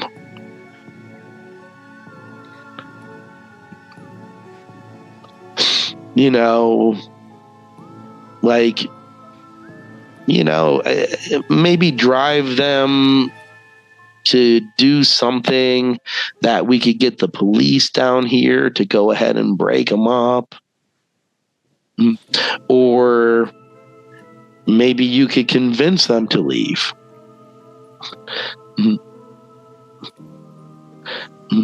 And I do have over here, I have some, I have some, you know, I do have some, you know, Antifa gear over here. If you guys wanted to play dress up and get out there and do your thing. Sure, Brad. You know, just be creative. You two are my most creative people. I gave Kate and Rowena the dumb person job that anyone could do because they're not really going anywhere. But You're you two, such a smooth talker, Brad. management material. Mm-hmm. So, I'll get changed. all right. It's like I have complete faith in you guys, and you will be very well rewarded for this. I'm gonna go with Matt, I guess. All right. So, what is your What floor approach? is our normal room? You guys are typically. You guys are actually on the fourth floor. Okay. Yep. So I go to the room that I think that I saw Pence in. I'm sorry. Pence. Yes. Yeah, the one that I think that she got pushed out of. Okay. I Have go to you that room. told us what you think you saw? No. We haven't ever had time. Yeah. So is Ian? You just following Matt for now? Yeah. Okay. I think they did something to her once we get back on the elevator. What do you mean? What do you mean? Because I saw her fall from a window and somehow she's not on the floor outside and nobody's answering her phone and I haven't heard back from her parents or my parents or her brothers. And she's never not responded to me ever. Maybe she's just upset or something, or maybe she's on Nope. the subway and has no signal. Mm-mm. They said taxi. So, and yeah. I don't know what to say, man. Are you sure? Are you sure it's not? Sure you didn't dream that? I mean, I don't know. That's what we're gonna find out. Maybe I'm having flashbacks or something. So he just goes up to the whatever room it was and tries to get in. okay. Let me know what I can do, man. All right. So you give me a reason check. Like, so like the Trump Tower is somewhat labyrinthine at the best of times. And you're like, okay, I got to, it's like this memory of seeing my dead cousin on the ground, me looking up. It's like, I need to kind of like create some kind of trajectory about what room that actually was. And up on the rough out of the building. What'd you get? 2. I haven't rolled above anything. Yeah, 2. All right. Yeah, you're like, I'm I just failing can't figure down. out. You start opening up doors and you're just like, no, this can't be it. No, this can't be it. It's starting to really trouble you. And Ian, you see that Matt's really like becoming remarkably stressed out every step of the way, trying to find the room that he claims Danielle got thrown out of. I try and help them triangulate that. You know, like where were you when you saw it, and what floor, and how many. Where's the entrance? Because she was right next to the entrance. That's true. So you kind of let's try Ian. Let's see if you can do a reason check. 8, 11. All right, 11. So you, as you talk with Matt, you were able to kind of figure out like where it must be in a ballpark sense. And you managed to find a room that you're pretty sure is the right candidate. And so you come up to the shatter resistant windows, and you look down, and in your mind's eye, Matt, you can see where you were standing. And you are quite literally standing where Pence was standing. Of course, there's glass there, but like you doesn't look any different than the other glass in the room. Yeah. So give me a soul check.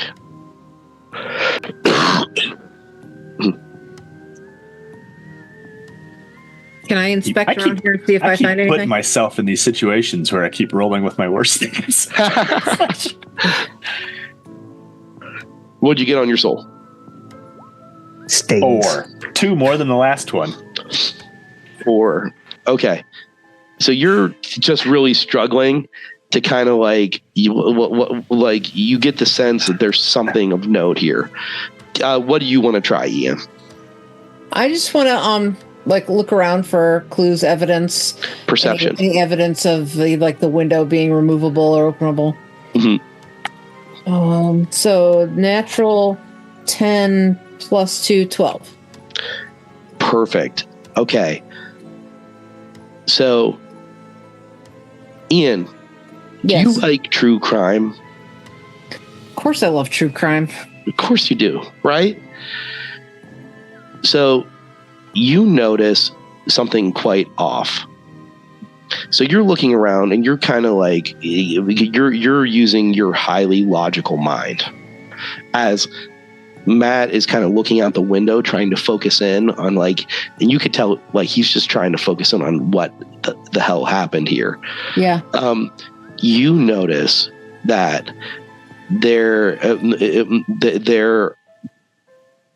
underneath there's a big boardroom table in here. Right. So you see that there is in the wood gouged. Like fresh, unrepaired gouges. Right. And you see what appears to be 2 fingernails, complete with skin and a little bit of gore on the end of it. Oh my God. And they look like they were ripped out from the nail bed. I take out my phone and I'm using the flashlight to like get a better look, and then while I've got it there, I'm gonna take pictures. And, and I mean, are they like fingernails, like polished? Would they? Yeah, so they're definitely female fingernails, polished. Do I recognize the purple? Color? Yeah. So you do remember Danielle had purple fingernail polish. Oh my God. You almost said penis. Purple penis polish. Purple penis. Purple penis. Right. One-eyed one. Okay. Hey, careful with the one-eye jokes. Flying purple penis polish. That's just called lube. That's all it is. It's a purple penis. Grape flavored. What? Where's the cream filling? I take a second as I realize that these are her fingernails, and that this is evidence that she met a violent end, and that it's his cousin, and that I may have had a role in this happening, and I need to like roll to decide whether I point. Yeah.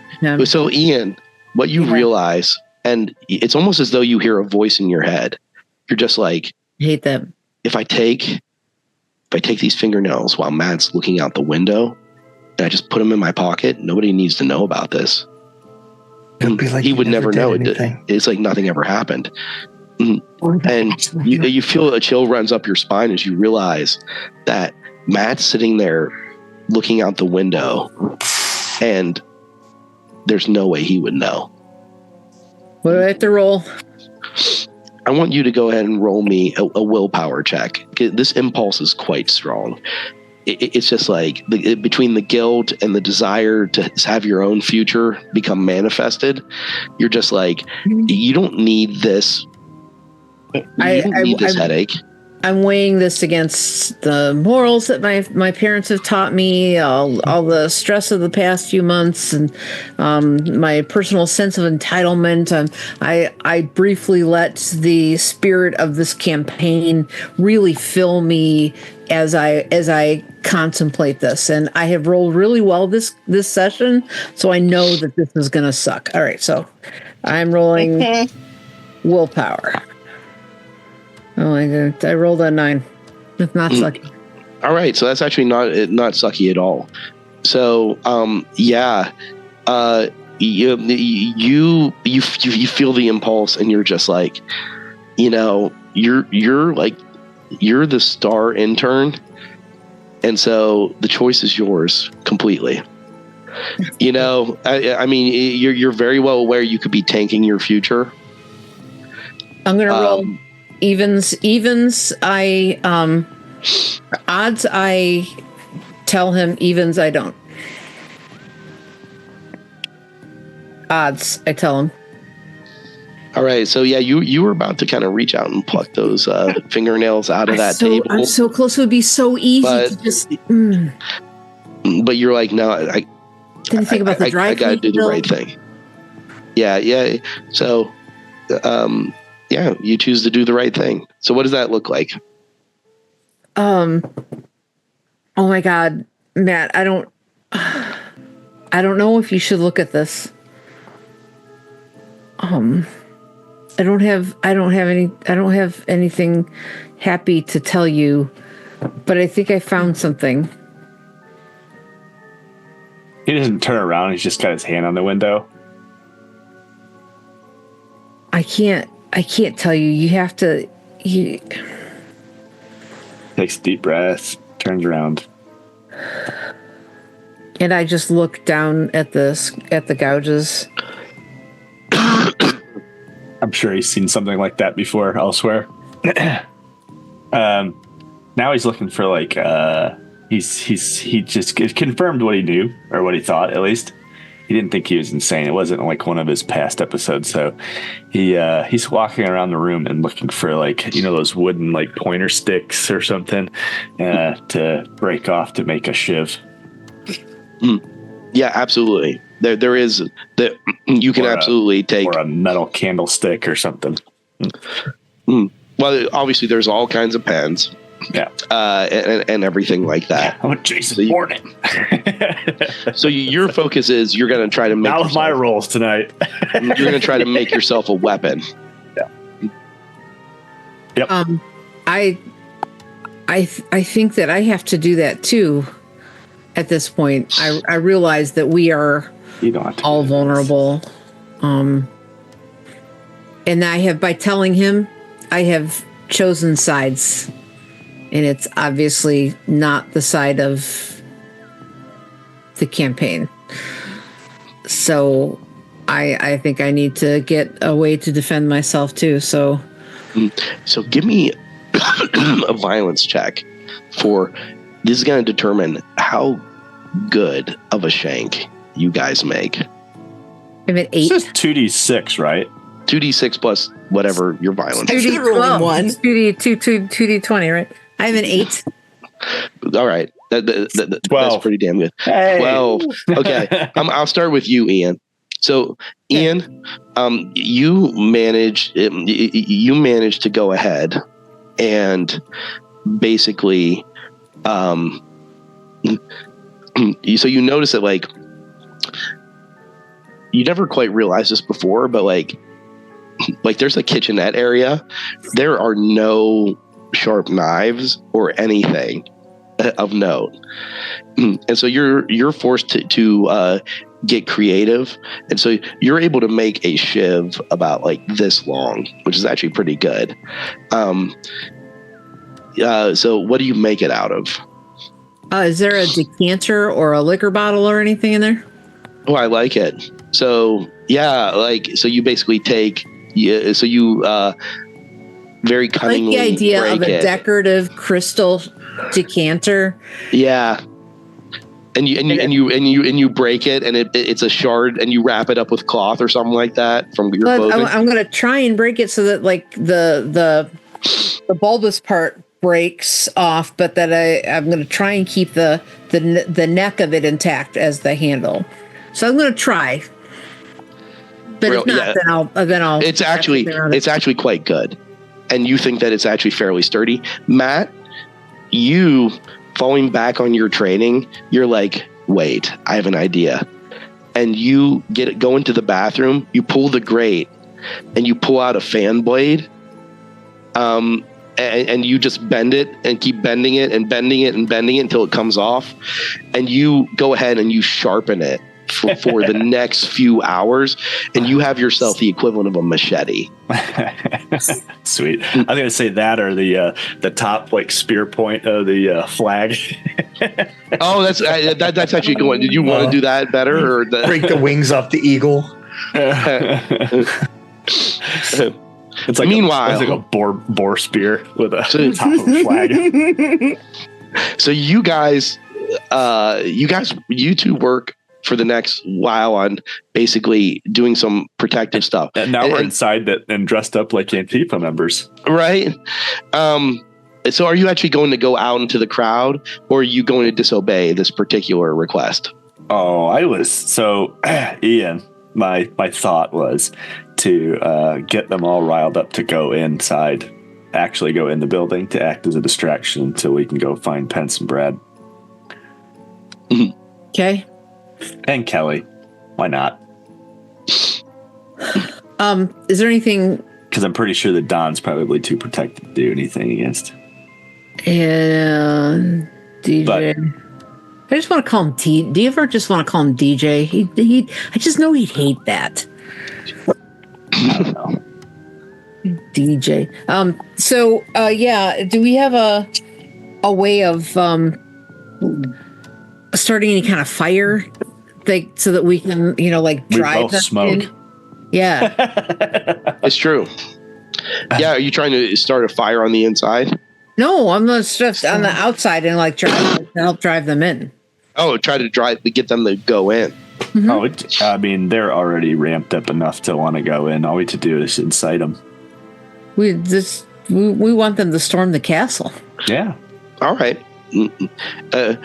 All right. So you want them to try to storm the castle. We are gonna try to incite them, but we'll see if we can get them inside enough to distract them. Whoever's at the front desk and stuff. Hey, with enough people swarming, they'll be distracted. The idea. All right. So yeah, you see that they are outside. That they have signs that have a lot of the expected stuff that you would expect that people who are not fans of Trump would have on their signs. Mm-hmm. So, what? Go ahead and tell me, what is your approach? So you have some of your general Antifa stuff. Yeah. So you guys dress up. Ella. I got my pink pussy hat on. Pussy hat. I don't know where I got it, but I have it all of a sudden. You probably found it in my bag. Maybe. All right, so you guys are getting out there and you guys are getting ready to really rouse some things up and everything. We cut back briefly to Kate and Rowena. You're finishing up your sumptuous meal. Your chariot awaits you. Darnell's just like, well, there's a big party tonight. Are you? He says we don't have to go back just yet. Is there something else you ladies want to do? I mean, we probably should go back, but we don't have time for dessert right now. But I'm sure that we can make up for that later if there's time, if there's interest. But yeah, we should get back. I don't know, Rowena, would we have texted the guys and let them know what we were doing, or like, no way, just pretend we'd have been still doing this. Sending them a picture of like our steaks and stuff and our shrimp. Yeah. Like, Here's this. yeah. Yes. So selfie with the plate.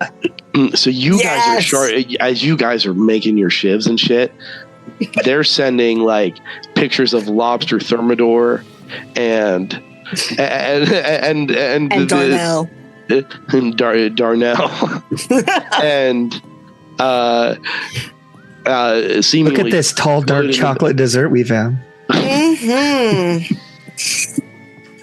And so yeah, it's a little off. It's a little odd. Do you guys respond? Like, you guys are geared up. You guys are wearing your protester gear. You got your shivs. You could have them hidden on your person. Do you want us to bring steak knives home? No, I just reply with take your time, ladies. Oh. I don't want anybody else hurt, so I'm not encouraging them to come back here and join this movement. All right, so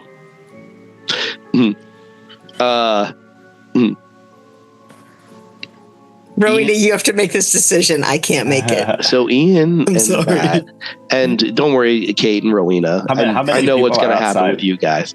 So it's going to be pretty interesting. How many people are outside? How graphic are you going to be about that? There is a decent number of people out here.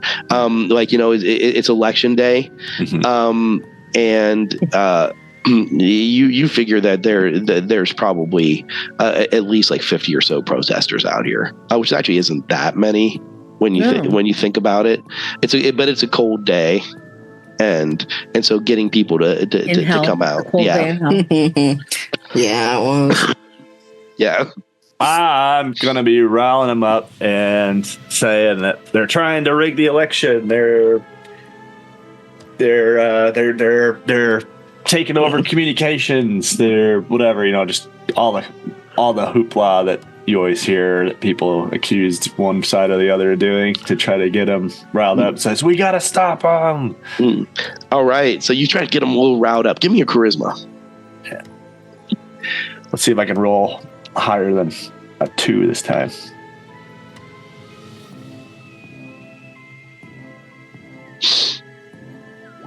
I'm going to try to 9. spread some little rumors about what's going on inside. Yeah. All right. So Ian, so you're yelling out, and you actually do get like Matt. You get some people who are like, it's like they're like, "Fuck that Cheeto," and they're real, and they're getting really pumped, and they start chanting, dump, and all of this other. Really There's only 20 people in the building. Let's get. Okay. All right. Before you can move in that direction, Ian. Yes. So give me so you're trying to do it more sneakily. Yeah. We could do it with coolness. Cool. I'll actually let you choose coolness or charisma, whichever one you want. Both suck. Coolness, 10, 9. 9. Okay. So what are you saying to these protesters? You're going to tell him that Trump is planning on making an appearance. He's going to come out this door in just a minute. He's just inside there. He's about to make an appearance.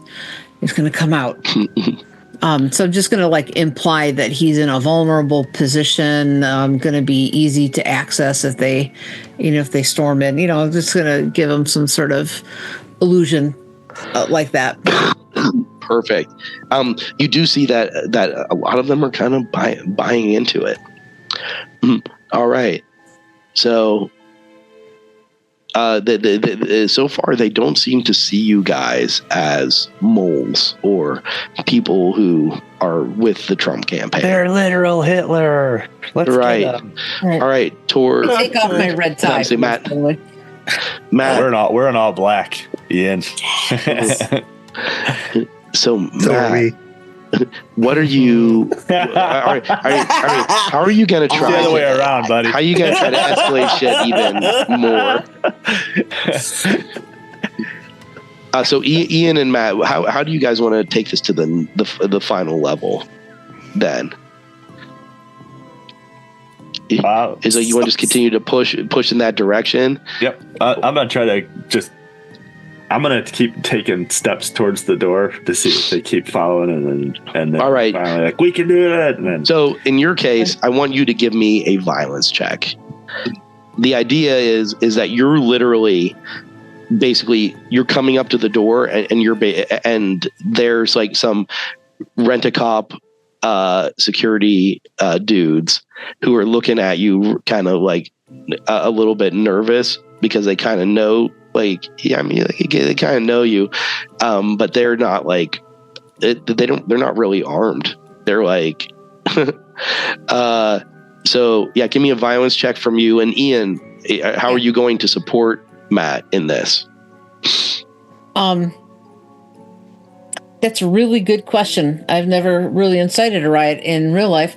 To kind of I wanted fire. I guess I'm just gonna drop lines about he's gonna come out here and try to lead us all in prayer and talking about prayer back in schools, and I heard the first thing he's gonna do is overturn Roe v. Wade, since that hasn't been done yet in 2016. It's been done. Oh, okay. So you're hitting those big points that they're like, no. Okay. So, reason, is that better for you?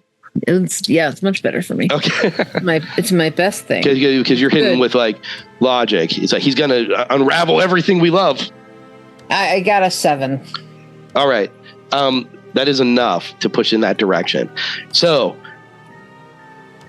Matt, you hold up, you hold up your hand, and you're like, and you get a whole bunch of these protesters to run towards the door and everything. As Kate and Rowena, your limousine rounds the corner, And for real, that's not a euphemism. That's like real. Okay. All right. Okay, we're there. Your limousine you're is going grounding towards the parking garage. Yes. Okay. All right. And a whole bunch of the protesters who aren't going in with him, they turn, they see the limousine, and they're like, "It's him! It's Trump!" No, his would be a lot more armored than this one. Can we see them out of the windows? Yes. Yeah, but they can't see it because they can't see it. They can't see it. Oh my God. So you feel as people surround the limousine and they start to rock it. Hey, if this limo's rocking, the mini bar shaking and bottles of booze falling off and everything. Dude, what do we do? Darnell, could you punch it, please? Yeah, Darnell. Yeah. Oh, let's go around the block again. So Darnell's like, "You want me to punch it? All right, ladies, hold on." Buddy. And really get it. Ian, you look on in shock as people surround this limousine. You see the wheel spin as there are a whole bunch of people, and people get like knocked out of the way. This woman gets her leg run over by the wheel. You hear a crunching sound, and one or two other people, they basically like do a flip over the top of it in front of the limo. Yeah, there were some people on front. Well, you said there's a divider. We can't see that. Yeah, we can't see it. Oh, thank God. I mean, you see people who were like this on the windows and stuff like that. I mean, you see there, and you hear it, and you feel they were trying to flip you. And so, Ian, you see this, the wheel spin. This woman gets severely hurt. Two people go over the top. You're not sure what's going on. It's fucking chaos in here. All right. So. Oh my God, I want to be texting the guys like, "Oh my God, there's a riot outside the building. We're in the limo and they're trying to flip it. We're gonna get raped." It's not Trump's. These are not Trump's. This is not Trump's limo. He's inside. He's inside. The limo goes peeling into the like garage area, like the under garage area. They can't keep up with it. And apparently Darnell has watched Fast and the Furious Tokyo Drift a few times. And so he makes his way down. Yeah, totally the best one. The best one. And he makes his way down there pretty good, and even slides a little bit, knocking some more booze on you guys as you guys make your way in there. So, Ian, are you doing anything? I'm still trying to distract people and make them think that Trump's right inside the door. Okay, gotcha. We can't get into the parking ramp, but now we know where he's at. Let's go ahead and get him. Look what he did to your friends. God. He needs to pay. I guess I'm going to roll violence. He needs to pay. I did get an 11 on my violence, by the way. Oh, yeah. You definitely incite it. All right. So I got a 9 on my violence. Hey, I'm rubbing off on you. So giggity. Here's what happens. Not to take away any agency around it. So you guys get them to start to storm in. The security guards kind of like immediately surrender, and they kind of like duck and cover and turtle up so that they're not getting their asses kicked. And for the first time since you've been here, Matt, you actually get like a surprisingly good police response. Okay, so and they actually have like riot gear, and you can see that they have belts with tear gas grenades, plastic shields, and everything. Ooh, fun. Like they were surprisingly close. So like, yeah, you got like, they get in there and they start doing some destruction.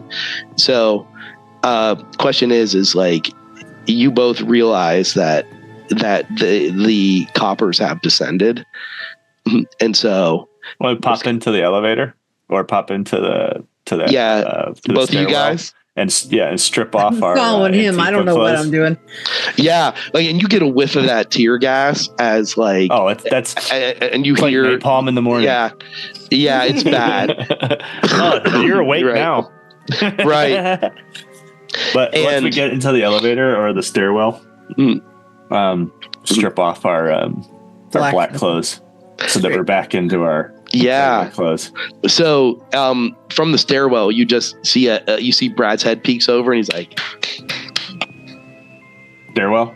Yeah, we'll pop over by him. He's just like, guys, fantastic job. Thanks. It's like you guys made them look like a bunch of silly liberal extremists. Fox News is gonna have an amazing time with this. Awesome. So did Natalie call back yet? What? Danielle? Danielle, sorry. Yeah. Danielle. Honestly, I haven't really been thinking about her, but it's election day. But let's just put it this way: is that her contribution is definitely going to be recognized. And get this, Kate and Rowena are back, and within just a few short hours, there's going to be a party with everyone. It's like I can't even tell you the guest list because I don't want to blow your mind. You're going to get to hobnob with... Diddy's going to be here. It's like, how did you know? As Reno peeks out. Yeah, we do have some really amazing, even some celebrities you guys are probably familiar with. They're showing up. They flew in this morning. It's like, this is a very exclusive party, and you'll be happy to know that you won't have to wear your shitty Walmart clothing, because we went ahead and we bought you actual decent attire. Are we attending this party or are we working this party? Absolutely. You guys are attending the party. Oh, okay. You don't have to work at all. Oh, that's good. Do you know what a sniff test is? A what? A sniff test. I mean, our fraternity brothers used to talk about that, but saying this to Brad. Yeah, Brad's like, I'm not sure what a sniff test is. Are you talking about like with a smells lady? like cologne, leave it alone? Like if it's if it smells, like Senator Biden. No.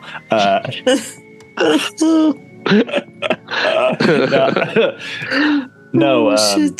This doesn't pass a sniff test. You ever heard that saying? What do you mean? So suspicious? Don't get suspicious. Don't be suspicious.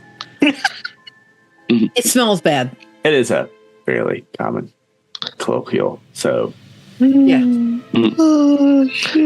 But you guys all did such a fantastic job. I mean, unfortunately, Ben's not invited. He's going to have to, sit in the room by himself. I mean, come on. He never had what it takes either. Not like same as Danielle. But you guys have all shown that you guys got what it takes. How long we got? About 2.5 hours. You got plenty of time. Get yourselves cleaned up.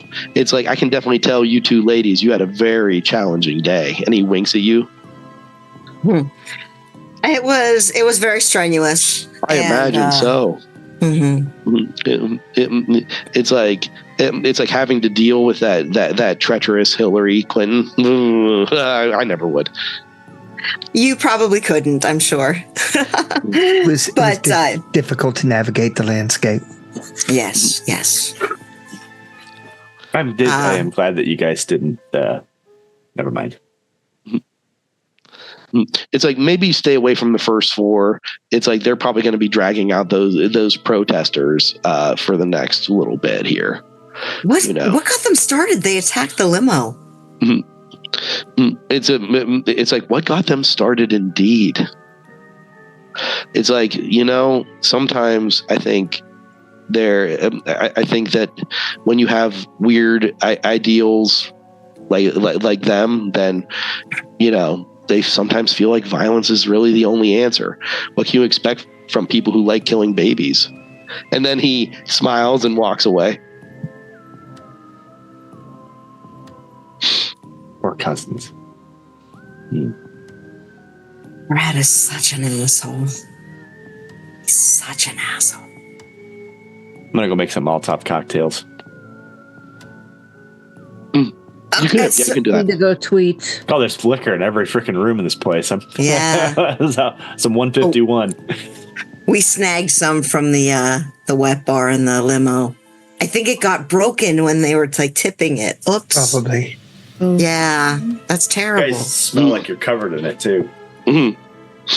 Yes, we really should go shower. You also smell like post-coital bliss. Yes.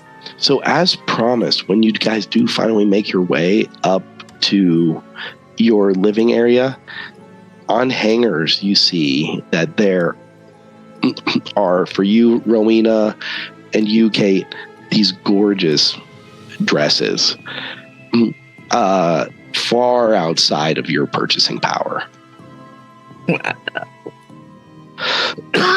Similarly, Matt, a fantastic suit, Armani, of course, far outside of your purchasing power as well. Same with you, Ian. Ben has nothing. I was gonna say, got nothing. Hey, Ben. Yeah. Can you do me a favor? Anything, Matt. Can you, here's $50. Can you go down, and I list some place out in like Manhattan close to my apartment. So we're talking like 40 minutes bus or whatever. Could you go, and then I just send him on some random thing to go pick something up for me, and I give him my like apartment key. Because they don't need you. You're good. Ben just kind of nods. He's like, yeah. And he just kind of Go feed my slumps off. dog or something. Yeah. Like that kind of thing. He does kind of slump off. We're really looking defeated. Ben, are you okay? Hey, there's plenty of food and stuff to drink in the apartment. Make yourself at home. I'm all right, Kate. And so, you don't ever have to come back here. Oh wait, This is here's done. the Wi-Fi password. Oh, yeah. Yeah. oh yeah, This is- he's definitely gonna need that. It's totally the neighbor's Wi-Fi. Especially when it costs like $4,000 for a freaking studio apartment in Manhattan. Oh, God. All right, so we're gonna move on Let's do this. as we near so we are nearing the end. I need Rowena to come back. Oh, here. Go. Rowena's back. Yeah, Rowena appears. So Fresh out of the shower. you guys have ample time to clean up. No responsibilities. Somebody has taken over tweeting duties. In fact, for some reason, Ian, you try to get on his social media accounts and you're locked out of it. I text That's Brad. weird. What do you text him? I can't log into the Twitter account. It's like, don't worry about it, bud. You did such a good job. We're going to go ahead and have someone else handle that. This is your time to shine, buddy. Smiley face. Oh, that doesn't bode well. No. I wanted to carry this over the finish line. It's like, just get yourself ready for this party. Yeah, Does that laundry room have a chute? The locker room have a chute. Yeah, that goes down to like the the basement. laundry room. The laundry room. Yeah. Yeah, I can see that being a conceivable thing. Okay. I'm gonna go shatter some 151 and light it on fire. And light it up. Is anyone getting ready for the party? Absolutely. I'm getting ready for the party. This is before we go upstairs. I want to be able to get up there before the smoke detectors and stuff kick off from all of the rags and shit in the basement catching on fire. I love it. Actually, and it takes some time too. Yeah. All right. So you guys, like, there's a ballroom in here, and you guys are led up to this glorious party. And it's an election day celebration, and you, for the life of you, not a single one of you remembers ever setting foot in this room. And give me a reason check. Anybody who's interested. If I ever do this game again, I'm always putting points reason with you. 9. All right. You assume that it's probably around 0 or -1 for me. Just give me a second. No way, it's gonna be like 13. So anyone who got a 7 or higher, you son of a bitch. Yeah, Nate. Did anyone get 10 or higher? No. Okay. So you guys, like, on the ceiling of this ballroom, you think it's some kind of one of those new fancy, like, holographic effects. You see that there's a changing panorama showing grand cities. And, you guys are college students, so you're pretty smart. And you've seen depictions of, like, this looks like what an artist might depict, say, ancient Babylon. Looks like. And switches, like, oh, this is Rome in its golden era. And That's then, so cool. And then it switches to, pretty impressive, like, what appears to be like, wait, is that Constantinople? It's Istanbul. It was Constantinople. Back in its glory days. Back in its glory days, that's nobody's business but the Turks. And so it appears to be moving between these dioramas of cities at their peak prosperity, their maximum potential, their golden eras, their Renaissance eras, and this continues on for a while. It's actually quite awe-inspiring. This effect is amazing. I'm looking for Pence the entire time. I'm not looking at anything else. Yeah, and so you do see you see Pence is there, Sans family. What? Without his wife? Surprisingly, he's a fucking lizard. And he never goes anywhere without mother. Oh my god! And Trump, exactly right. And Trump is there with Melania.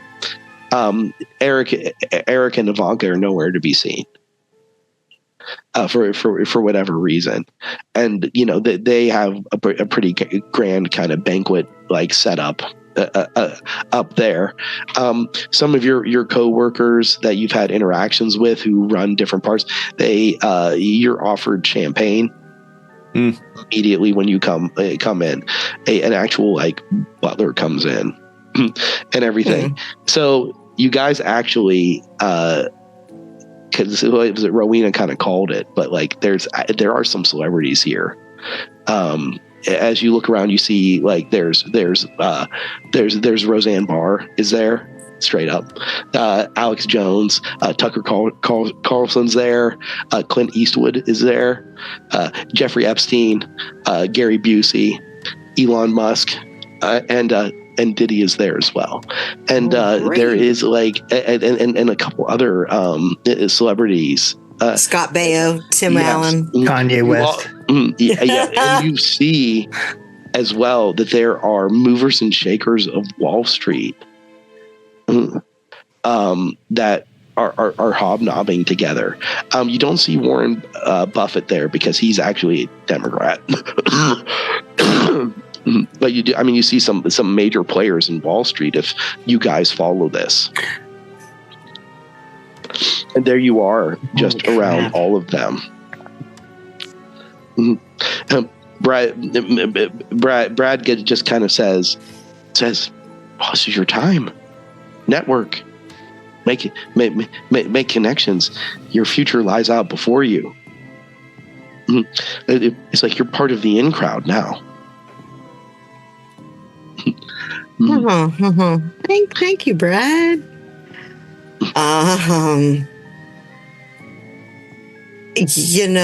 Rowena, I would say stay away from Jeffrey Epstein, but I think we're too old for him.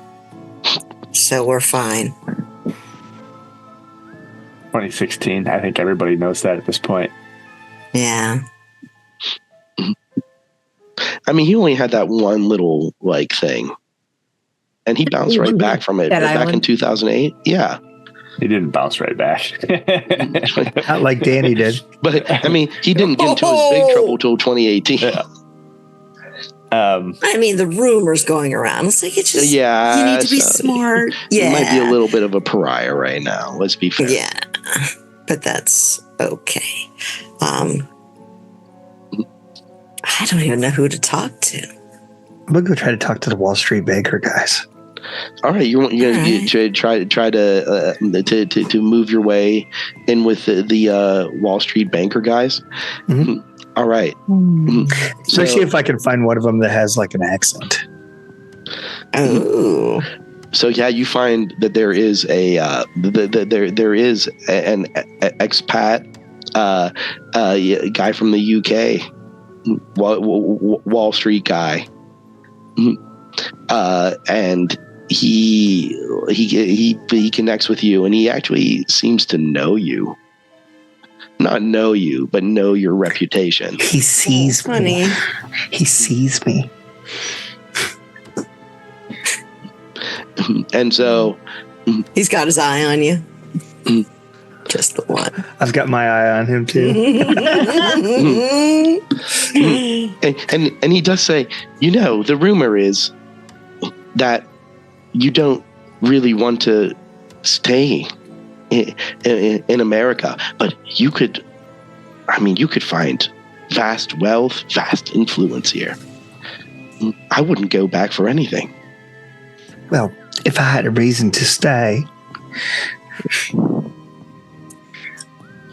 You're giving him the eye. Nice. So we call that the Melania. The eye. No, I keep that one in. I keep that one in. I don't put it in his pocket.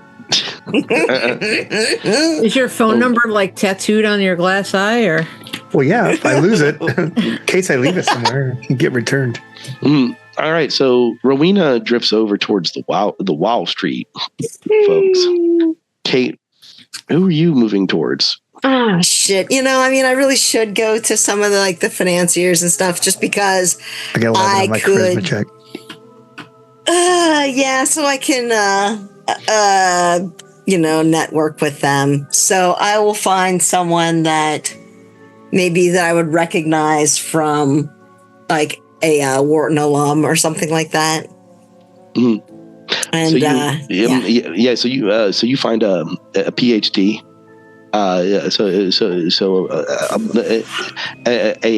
doctor. What's your area of study? You're economics, if I recall. I'm economics. Yeah. Mm-hmm.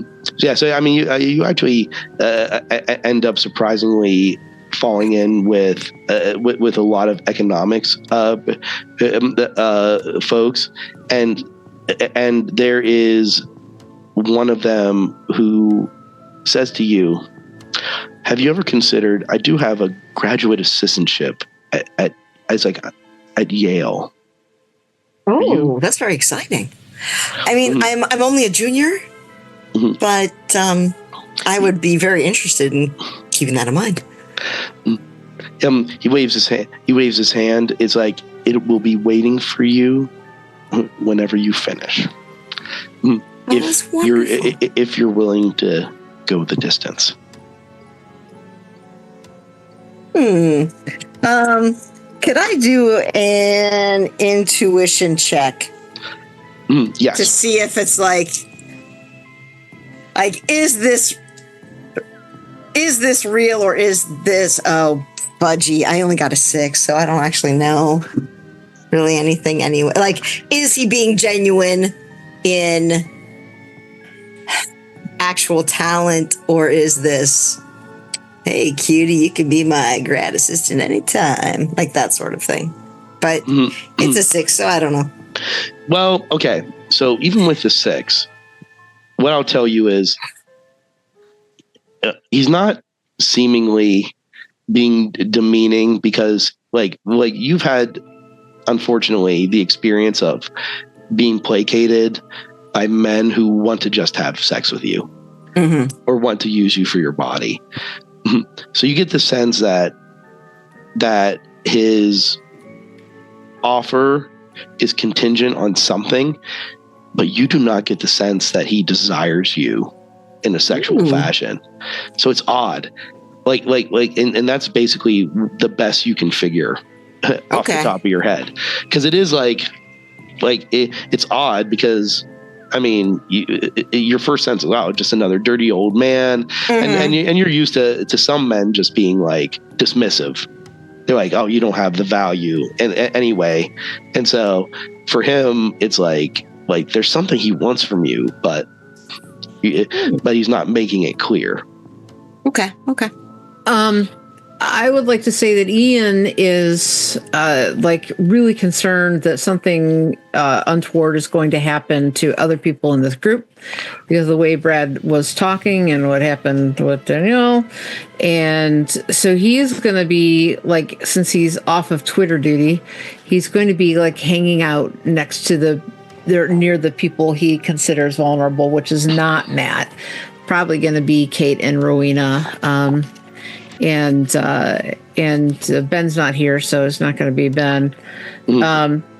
So he's going to kind of be in the periphery. So anything, if he sees or hears something kind of inappropriate or threatening or anything towards these two, he's going to try to make eye contact with them and see whether they need him to intervene or want him to intervene. And I want to be clear, not as a white knight kind of chauvinist thing, just as another party. Yeah. So Ian, as the star intern, you actually get approached by Elon Musk himself. Ooh. He says, and kind of that monotone voice that Elon Musk has, I have a lot of plans for the future, and I could use a programmer like yourself to move humanity forward. Yeah? Oh, yes. What do you think? I know you haven't. I know you haven't graduated, but you come highly recommended. Yeah, I would absolutely be interested. 100%.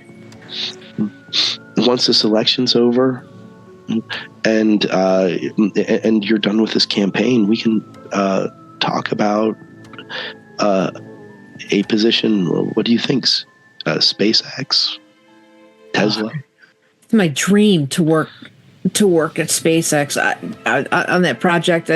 Tesla would be great too, but SpaceX, I can't imagine something more exciting to work on as a techie. It would be an honor to work there. So he gives you. He's like when you finish school, or you when you get close, there'll be a position waiting for you. And he gives you a card with his personal number on it. And then as though seemingly busy, he kind of just walks away from you after he hands it to you, leaving you sort of shocked. It was nice meeting you. He doesn't look back at you, but stare at the card for a minute. Oh, it's real. And then, but I'm assuming it's like fancy somehow too, and like holding it up and feeling it, and I'm going to take a picture of it, and then I'm immediately going to save his number in my phone.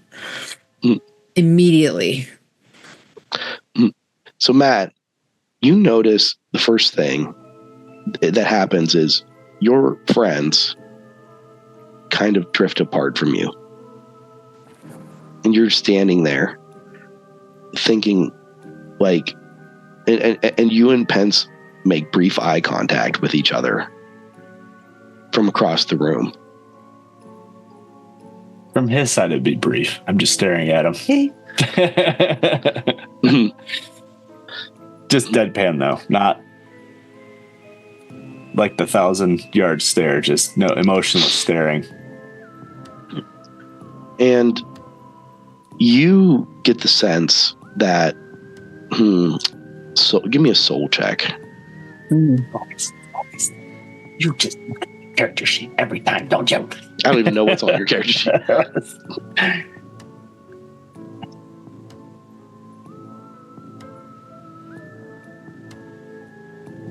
He's not a soulmate. 1 + 1 - 1. 1. I'm done. Right. I've had in a second. I've had snake eyes like 6 times tonight already. Right. Because you keep saying everybody's lizard people, so you're getting snake eyes. So, see? You've never I didn't wear my foil hat tonight. You've never felt this alone in here. You see Kate. She's talking with some obvious ecology types. Rowena is hobnobbing with a bunch of Wall Street people. Ian has, after talking with Elon Musk, is kind of nerding it out with some other tech people from SpaceX, and there you are, just standing there, all on your own. And like, you've never felt this out of place. Mm-hmm. And then you recognize that this must be what it feels like to be Ben. No, because Ben wouldn't know what it's like here. Suck it, Ben. Oh, Ben.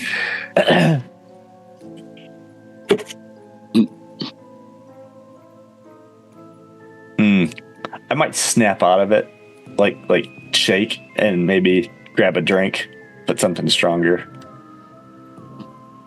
and then see if there's anybody I recognize, like Mattis or. Yeah, so your mind kind of goes to, there might be some. It's like, so has Matt ever considered getting back into military? Maybe. Or contracting? If it depends on, contracting. I don't know if the military would take him back to these disability ratings too high. You could work at the Pentagon. So, yeah, like, someone does approach you and they're just like, you know, you have good instincts, and I know you washed out and everything, but I know we don't want to say it, but you kind of did. Well, IEDs have a tendency to do that.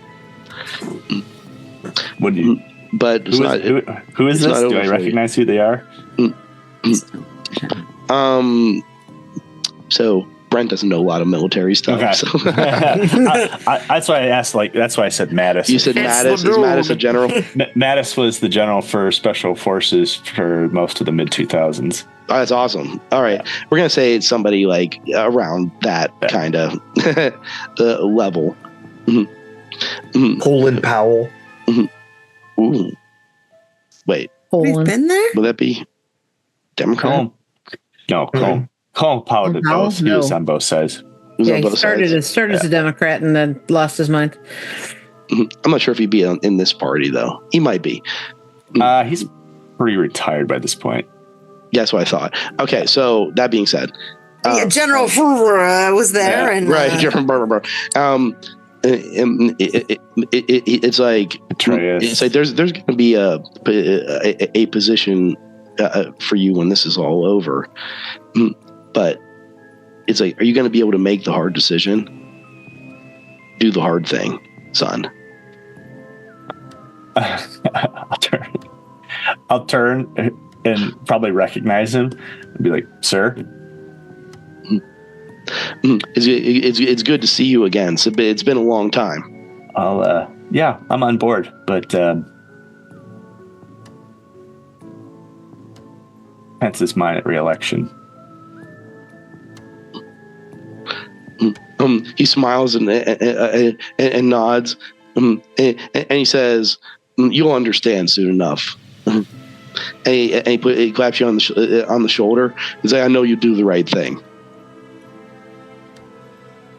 Light knife. So, since we're hitting 12, all right. So, you guys have this fantastic dinner. It's great. You guys hobnob. Like in your wildest fucking dreams, you never could have imagined the opportunities laid out before you. And then kind of abruptly, as it's getting a little bit later, it's around like 9 o'clock. They're tallying votes, and they're doing their thing.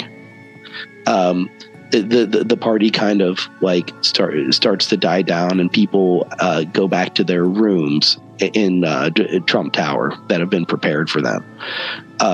You guys are told to return back to the intern room. And, you guys your bellies are full. If you wanted to drink, you could have drank as much as you want. You maybe don't even feel as tired as you have been over the last month or two. This feeling of it's almost over and all of your work is going to come to fruition. That sort of thing.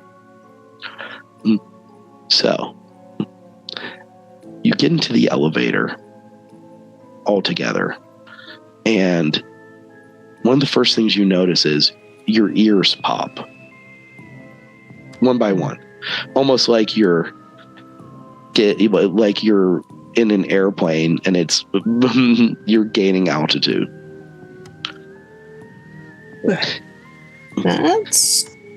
That's not happened before, has it? And you open up to the elevator doors open, and you find yourself in a stairwell. Well, you find yourself in what appears to be a room, and there's a door that just says employees only.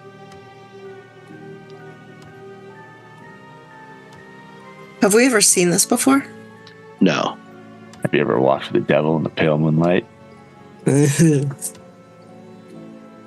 Without skipping a beat, walks off the elevator and up the stairs. All right, so I'll follow that. You open the door. The door is far heavier than you would expect, and you find yourself in a stairwell. And you appear to be on the bottom floor of this stairwell, which is strikingly odd because you actually were going up in the elevator. It is quiet. You don't even hear the sounds of like, normally you hear building sounds all the time, and your mind automatically just kind of phases them out, and you're just used to them. Matt, is this some kind of back way? Your Something voice like is that. muted, Rowena, when you talk to Matt. But Matt, you hear Rowena, but you struggle to hear her. God, Alex Jones was right. Oh, don't ever say that. Don't ever say that. Not even in a game, man. Yeah, not even in a game. X card. X card. They are aliens. Yeah, you almost feel like you almost feel like the muscles under your skin twitching. Ooh. And your eyelids, like the muscles in your eyelids twitching. This hyper awareness is remarkably uncomfortable. Are we all feeling this or just Matt? You're all feeling it. Okay. Only one of my eyes is twitching. Yeah, it's true. Well, I mean, it's almost like The for lid? you, Rowena, it's almost like a phantom. It's like a phantom pain, a muscle Ew. spasm. Ooh. That's gross. That hasn't happened in quite some time. Okay, what is this? What is this? Where is this? Why is this? Did I just drink too much? Is that the only place I feel it? Ooh. Oh no! I mean, I mean, you become more and more hyper aware as you climb up the stairway, I was going to say they're going up. which seems to be the only option. So in my mind, we don't have a choice because the elevator went in a direction we didn't choose, and there's no way it's going to let us back down. So with his makeshift machete spear or whatever the hell he made, What are you doing? you can try to go back. I don't think they'll let you. What are we supposed to go back to our room? I'm going to draw mine out. What do you mean they? What the hell? I'll take the steak knife out of my purse that I took Ladies, from the how was your trip to see Miss It's just a Clinton? heel. Okay.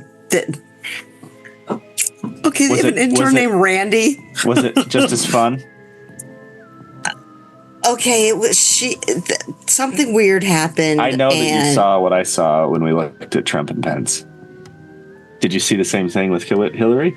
Are you talking about the worm thing underneath his skin? She told me about that.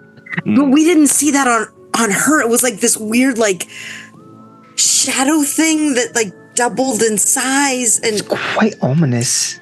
okay, it was a weird thing, but it wasn't the same weird thing. Her bones were flattering like piano keys. Oh, yeah. That's a good description. What did you two have to drink? How much or what? What did you drink? There was scotch. Hopefully not the same thing Vodka that Danny drank before they tied her to that chair. I don't drink tequila. No. Definitely not the Kool-Aid. We did. Okay, we drank in a little Darnell, but still, it was okay. But no, it was. What is Darnell? That was a tall drink. The large straw. So Anyway, sorry. Anyway, but it was just as weird. It was just as weird. Yep. So you have more trouble hearing each other as you go up, and eventually you lapse into complete silence and find yourself unable to even continue to converse with each other, even though you can see each other. And then you come upon a door, and on the front of it, in a sign, it says, "The Oval Office."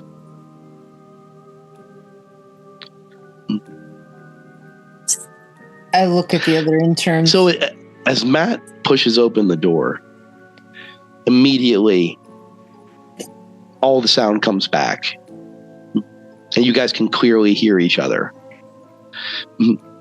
Matt, what do you think is... What the hell? Matt, you have a giant...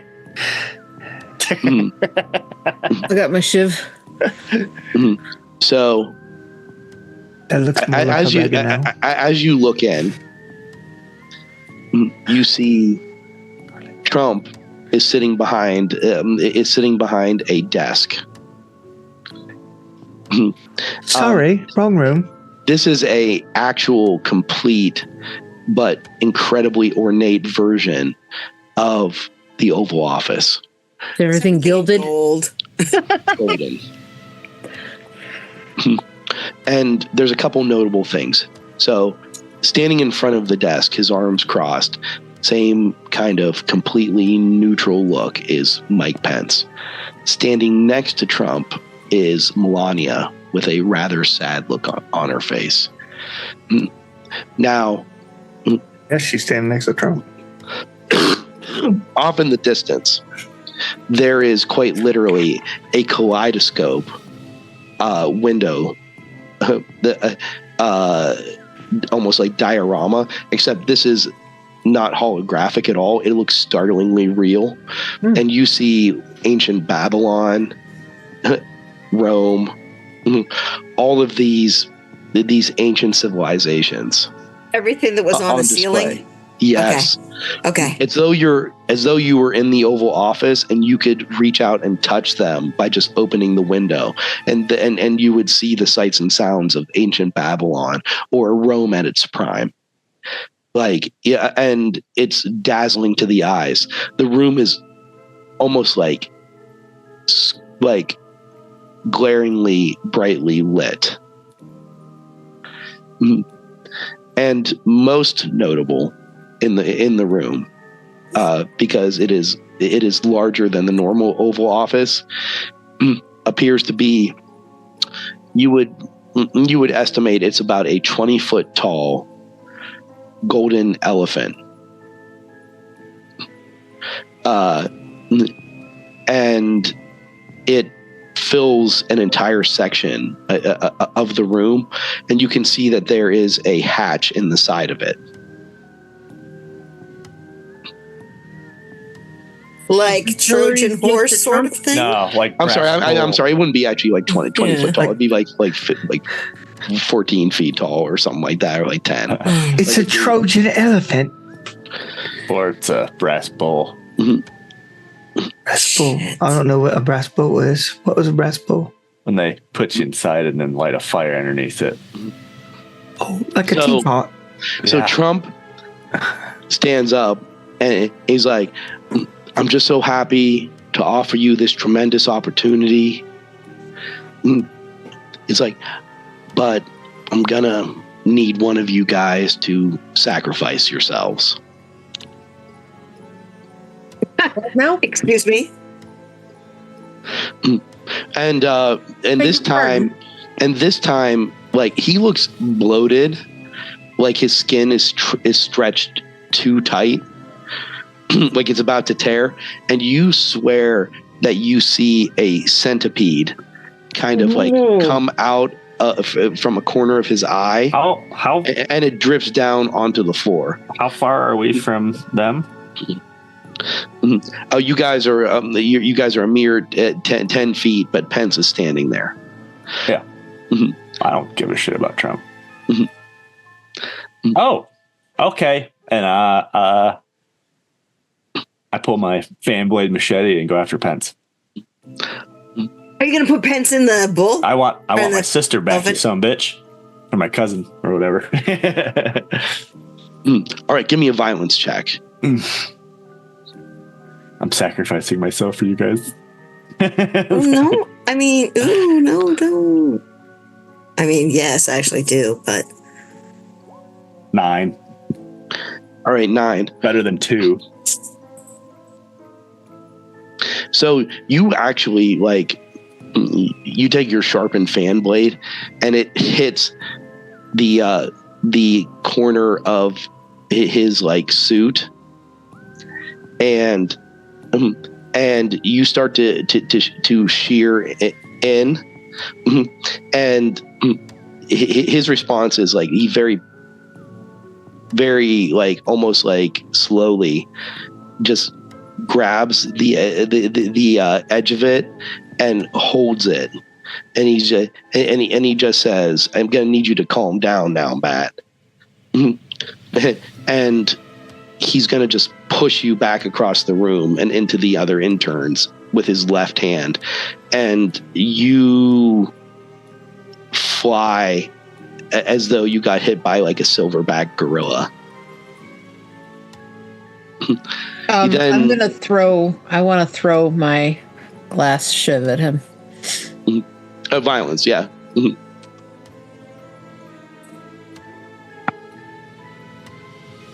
8.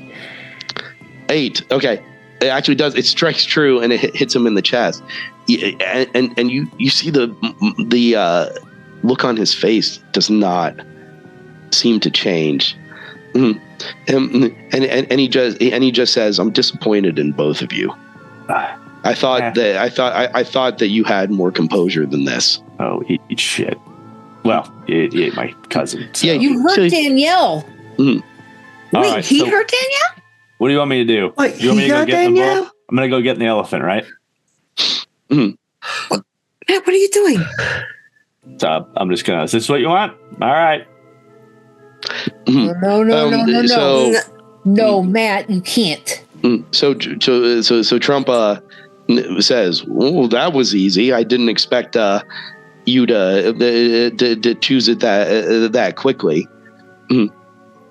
And he and he's like, "However, there's another option." And he reaches down from behind the desk and he pulls out a completely naked, shivering Ben.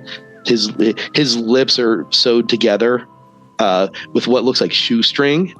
And he just tosses him out. And he's just like, "But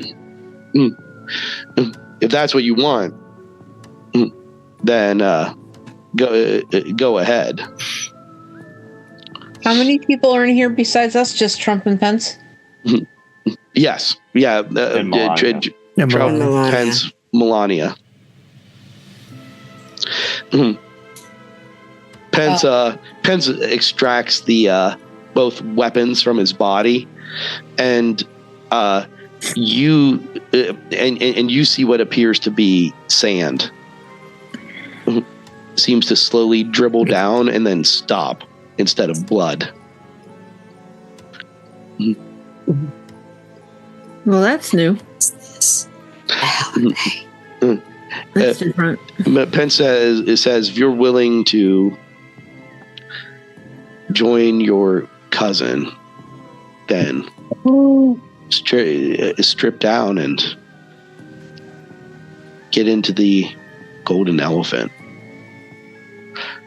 I won't say that your passing will be easy, but your sacrifice will improve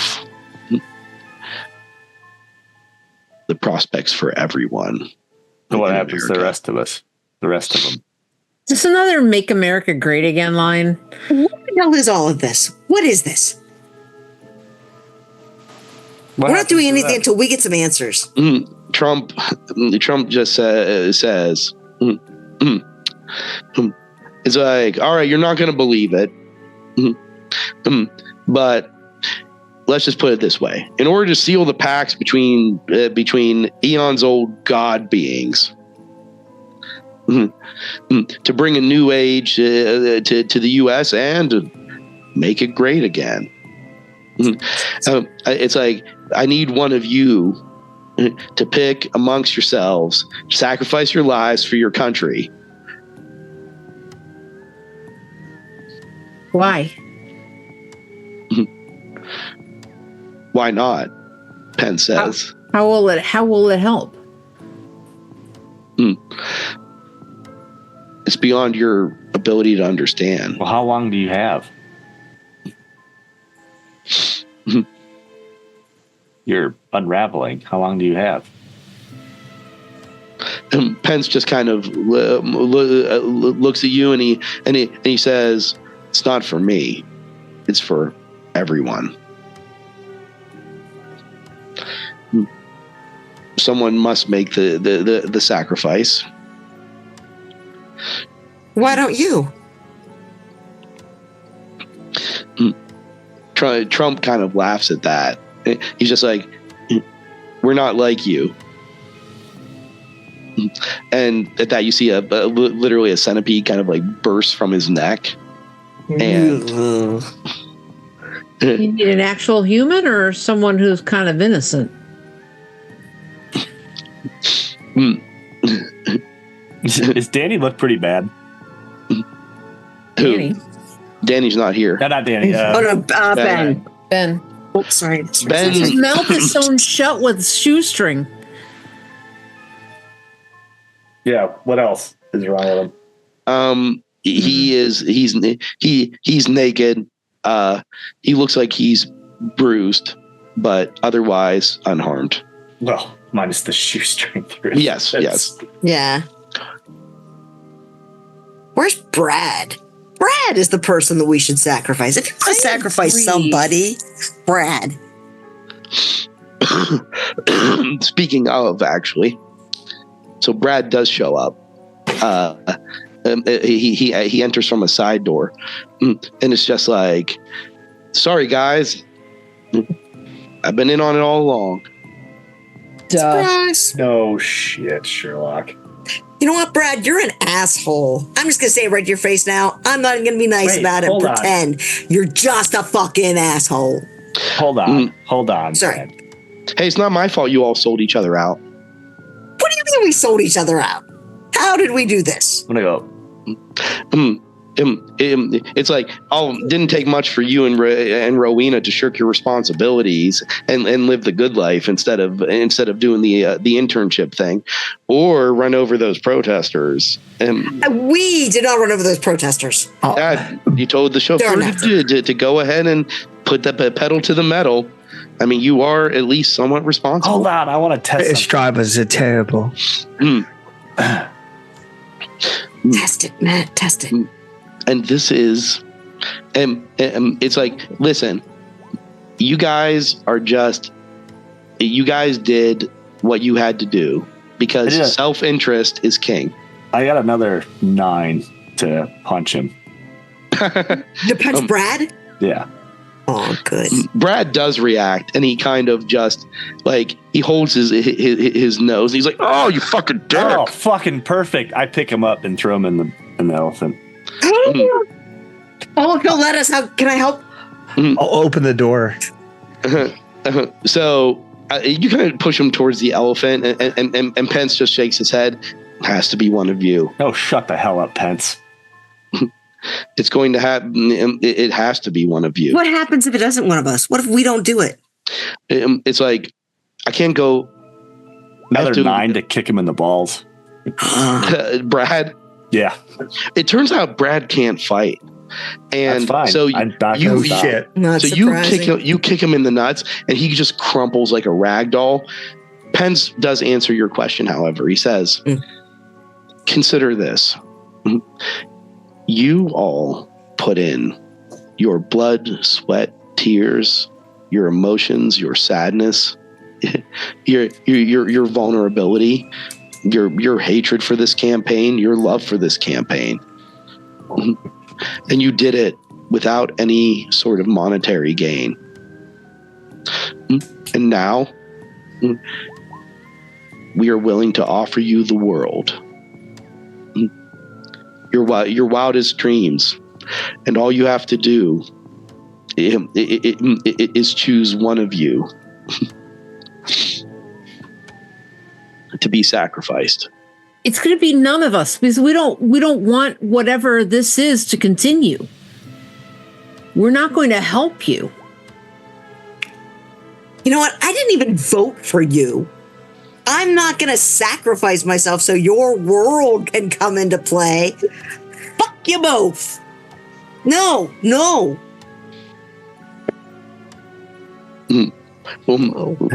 How dare you, Kate? I'm gonna pick her up and shove her in the back.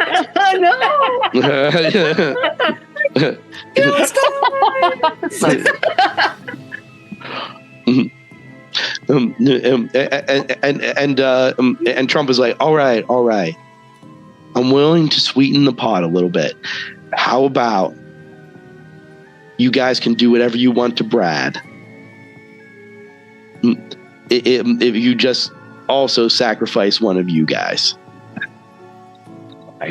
Brad's like, what? I've been loyal. And he's just like, shut up, Brad. Sorry, Ben, you're already naked. I'll do it. Wait, why? No. I'm sorry. Nah. It's got to be me. I've already almost died once in my life. It'll be okay. No. But I do want to do something to Brad first. He's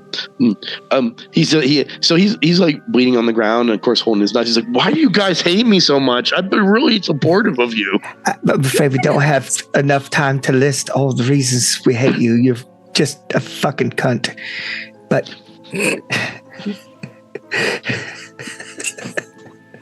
People love that word. Very British. Thank you. Yeah, my favorite word. I couldn't. It is. I just want to say that the first time I said that on stream, I got chewed out. Yeah, but she's British. That's different. British. That was my Scottish guy that did that. All right. Yeah. Pence just wipes some sand from the gash in his pretty nice suit, and he just says, "Oh, feel free to do whatever you would like to Brad." so Rowena is wearing a pair of like kitten heels, and she just kind of walks over to him. And before she gets there, she takes them off, and she takes one of them, and she just puts it with the little pen. And she goes, "You're gonna know exactly how it feels like to be me." And she just starts fucking hitting him in the face, trying to knock his eyes out. Give me a violence check. Oh wait! Don't only knock out one eye. No, it's gotta be at least both. at first, because I want him to see that Brad's penis is or that Ben's penis is bigger than his. That's now canon. I mean, that's All right, here we go. Let's see if roll 20's on my side. It's not. It is. Shit. No. Violence check, Brad. You guys are gonna hate me, but while she's doing that, I'm gonna shove Ben in the bowl or in the elephant. Oh no. I mean, yeah, because I'm still focused on Brad, so do it. His mouth is stitched together with a freaking shoelace, and he looks beat to hell. So. So he does look up at you with like pleading eyes. Matt, no. Drag him over. No. Is it a pleading no or a pleading please do this? I'm not there anyway. I'm sorry. You're in the room. Matt, no. Don't help them. Don't help them. We can't help them. This won't help anybody. Rowena, you're having a fantastic time. You see, Brad it doesn't seem to be very good at fighting back, but you're also not doing a fantastic job of poking out his eyes. So mostly you're like doing all these like cuts on his face and shit. You're like one. It takes me 4 or 5 swings, but one. You know what? Can I help you with that? Because I've got stiletto heels on. Can I use my heel? My other heel is sitting right there. Yeah. Oh shit. I got a 7, but with my -2 violence, that's only a 5. All right, Ian. As you guys swarm around him. All right, Ian, what are you doing? So I'm trying to reason with Matt. So what happened with Danny? Oh, you asked Pence? Yeah. She's what we call a sleeper. And let's just say that, well, the choice was one of your allies made a choice that resulted in her, that resulted in us choosing to go ahead and cut her loose. She was too close between the boundary between worlds, and so it was uncertain whether she would be an acceptable sacrifice. So one of of these two had to die. One of these two. Who picked her? And she gestures. What do you at- mean worlds? What do you mean picked her? Who picked her? You do see a pretty grim smile it appears on Pence's face as he points at Ian. What did I pick her for? Oh, you identified her as the weakest link, which is acceptable. You have deniability. You didn't know what you were doing. Let's see. What is it? What do I need here? Willpower?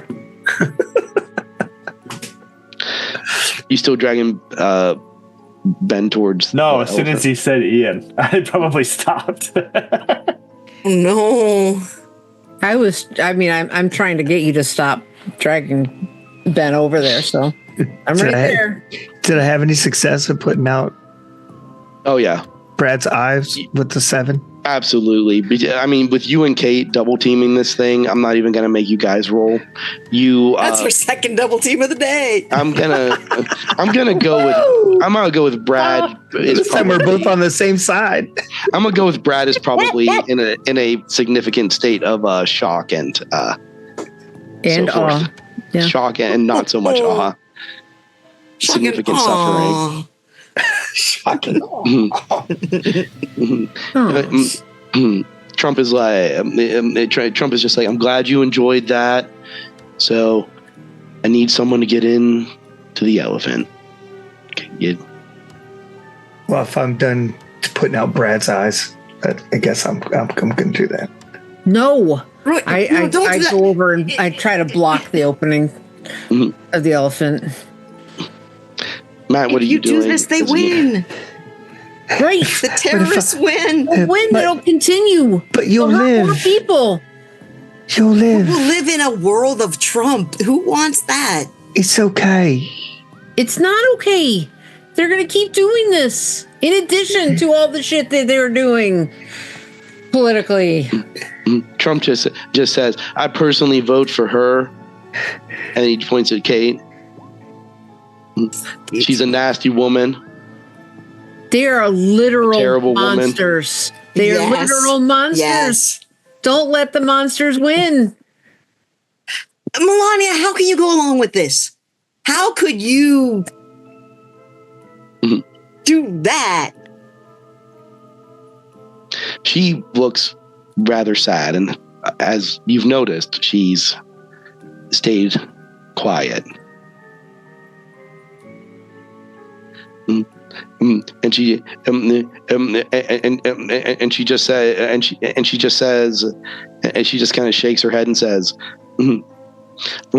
I mean, they're not lying. They'll give the rest of you everything they promised. It's like, what do you think we were doing with the party? Everything you wanted is right there. We're not going to take it away. It was a promise. Did they offer you the same choice? Because you look really happy with what you've got. Oh, she goes dead silent. I want Danny back.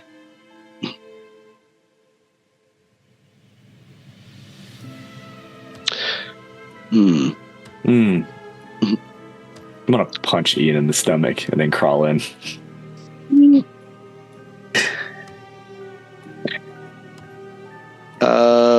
Ian, we want to do a dueling violence check. To have him Absolutely. push. Let's do it that way. While they're arguing, I'm going to crawl in. Jeez, everybody's crawling Oh in. my gosh. I'm I'm still just in yelling at front of the Melania. I'm elephant. yelling at everybody. Well, everyone's not paying attention. I'm just thinking. Is that your roll in 11? God damn it. I rolled Yeah. a 7. Wow. that was my roll. Finally roll something good.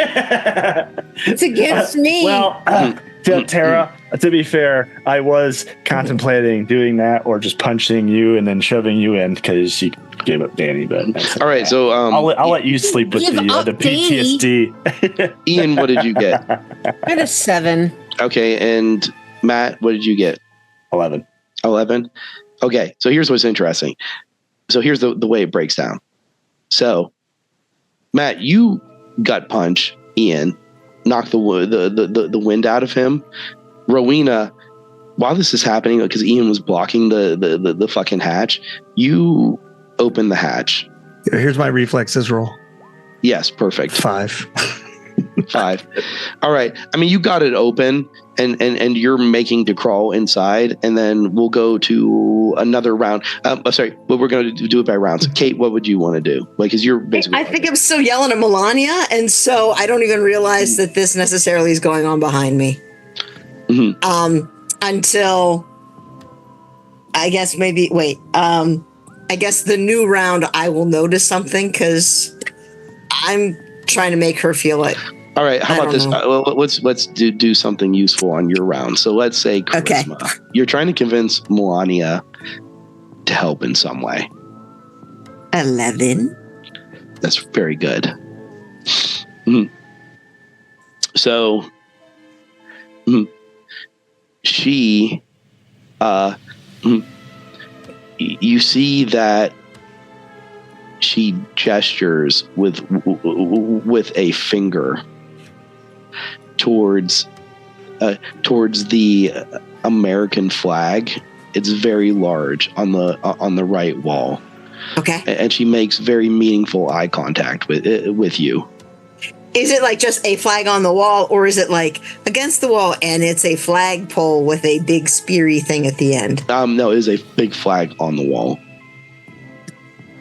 I will try to move to the wall and tear down the flag.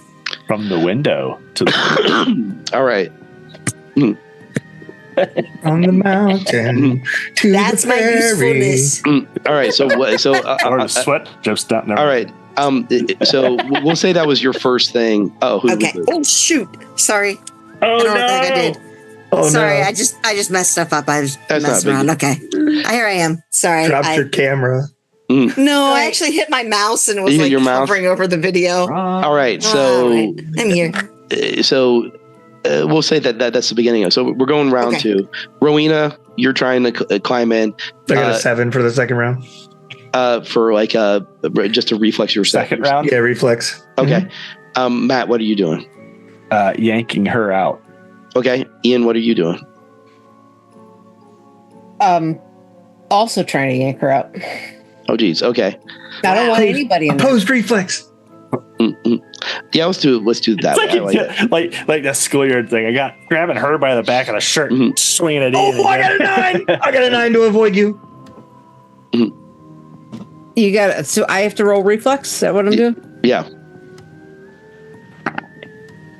11. All right. So basically, between the two, like you guys are like all wrestling around the elephant. Let go of me, you wanker. And Trump is just saying, "Come on, just let somebody sacrifice themselves. Shut up, I don't got all night." All right. Okay, Kate. You pulled the flag off the wall. So you see that there is a hole, almost like a hollowed out log that's gone rotten. Okay. It is like yay big, barely enough for a person to fit inside. Can I see into it? Like, what is inside of it? Darkness. Or does it lead somewhere? Absolute total darkness. All you smell is rotten wood, wet. The whole time. I'm your ass in there again.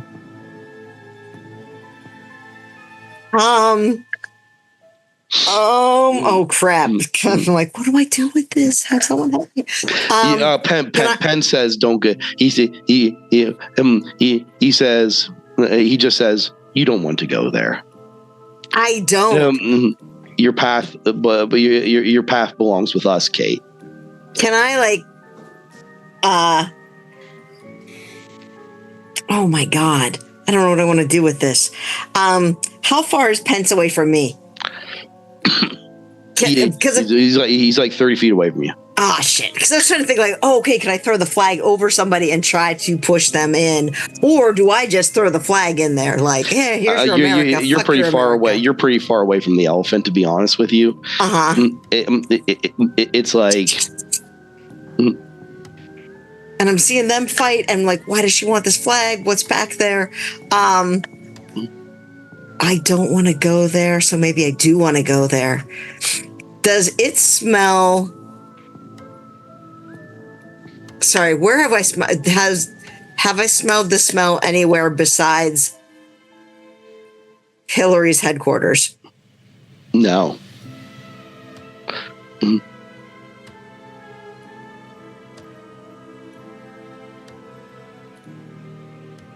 I want to get out my phone and like use my flashlight and see if I can see what's in the hole. See what's down there. Darkness. Even with the flashlight in it, it's just all darkness. Yeah, it's like a horrifying abyss. Completely. I'm gonna grab the flag and I'm gonna look at Melania like. She just mouths run.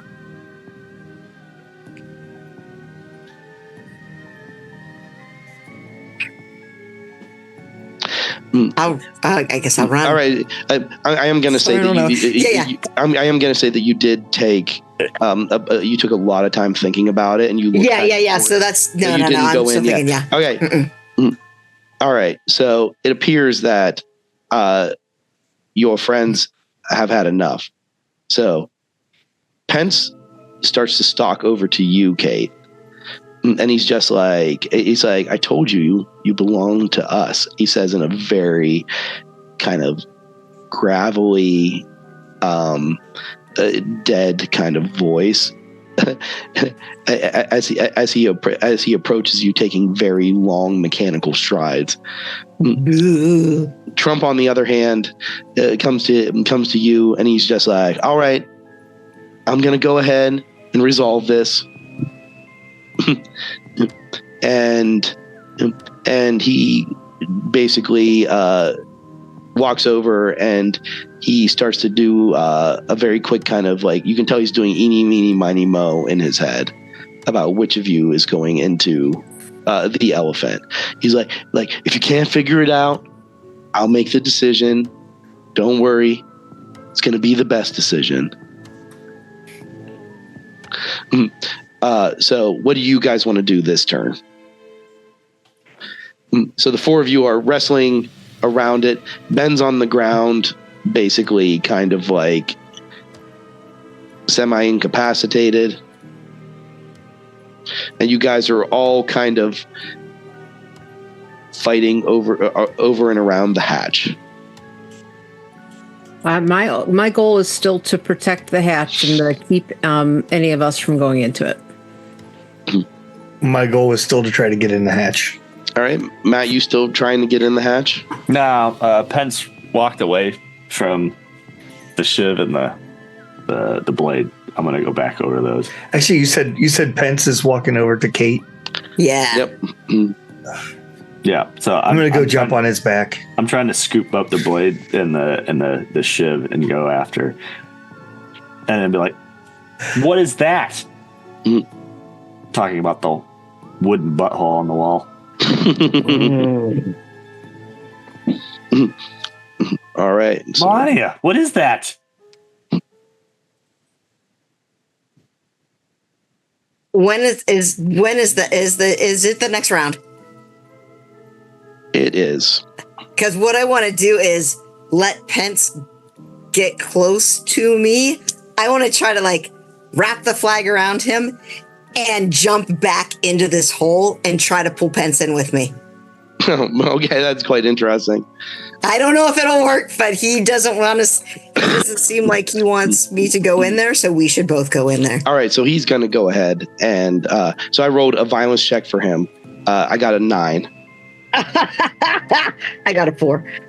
All right, so So he grabs you by your hair and starts to just pull you back over with the rest of them. Okay.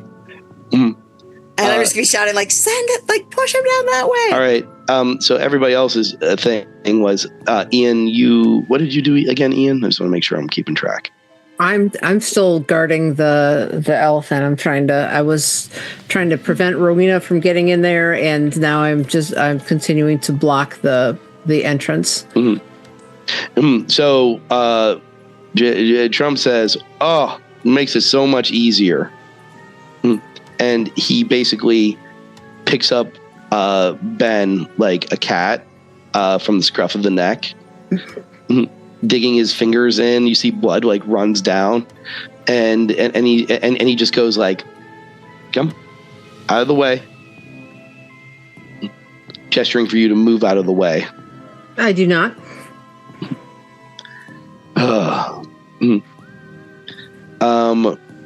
So, but that was basically his action, was lifting up Ben. In response to that, I firm up my stance and like try and brace myself somehow at the opening to keep myself from being pushed in, and also to help block as much of the entrance as I can.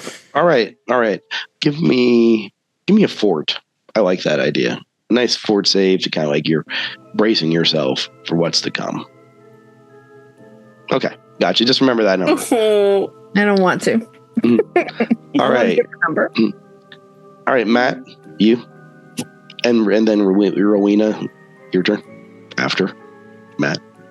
How far is Pence and Kate from the wall butthole, the wall sphincter? They're right beside it. He has Kate by the hair. I'm going to try to like football spear him into it. Okay. And we'll see how that goes. If it's good enough, that was actually the exact thing I was going to do too. I was going to. All right. So what am I? Oh, so you guys are doing exactly the basically the exact same thing. Yep. It's time to have a 4-way. I love it. Okay. Matt's finally moving up in the world. All right. So give me, go ahead and roll violence, and go ahead and we'll go ahead and just add your violence together. Snake eyes again. So that's 2. So Matt, you that's like 4 total. It's like this is like hitting a stone wall. But however, Rowena gets in on this. Like he did, but like Pence doesn't even move, and he just sighs. It's just like, and he just says, "It's like you're not going to make it in our world if you don't comply." Rowena, what did you get? I got a 5. All right, I got a 12 for Pence. Jeez. He does not fucking move. Even Kate gets to help. Oh, Kate. Okay. Oh, Kate's already lost against him this round. All right, so I'm going to start off with Pence.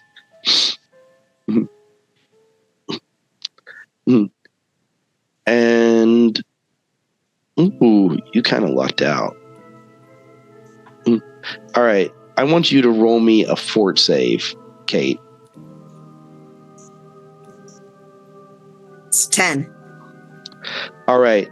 So he basically he reaches down and hooks his fingers underneath your collarbone. Oh my god! and That's great. Well, thank God it was a Trump. At least he'd like grab me by the yeah. So with a sickening crunch, you feel your collarbone snap, and you realize in horror that he's quite literally trying to remove your head from your neck with pure strength. However, you manage to kind of shift and fight it off. You can counter if you'd like in some way.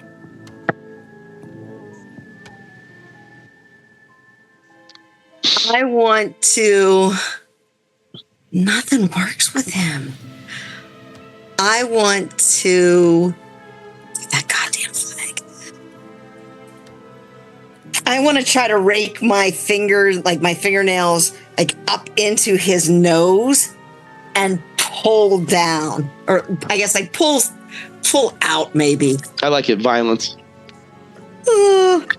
How dare you pull out? 8. 8 Never works. minus 2, so 6. 6? Okay. Yeah. Her So- body, her choice. Right, Yes. exactly. All right, you get you get up in them nostrils, and Centipedes see. bite my fingers.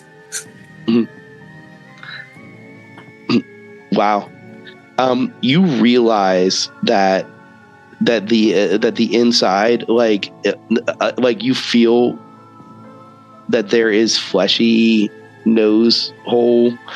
But as you get in there, you're like, all you feel is stone and maybe sand.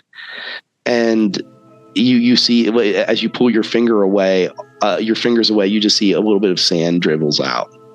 Oh my God. Mhm. I will try to tell people that that's super gross. Mm-hmm. All right. Rowena and Matt, and I'll get back to you, Ian, here in a second. I'm still trying to like overwhelm him, push him in. All right. Keep on going. Rowena, Matt. 7. 7. We're going to add your shit together. Come on, Matt, get James on the phone.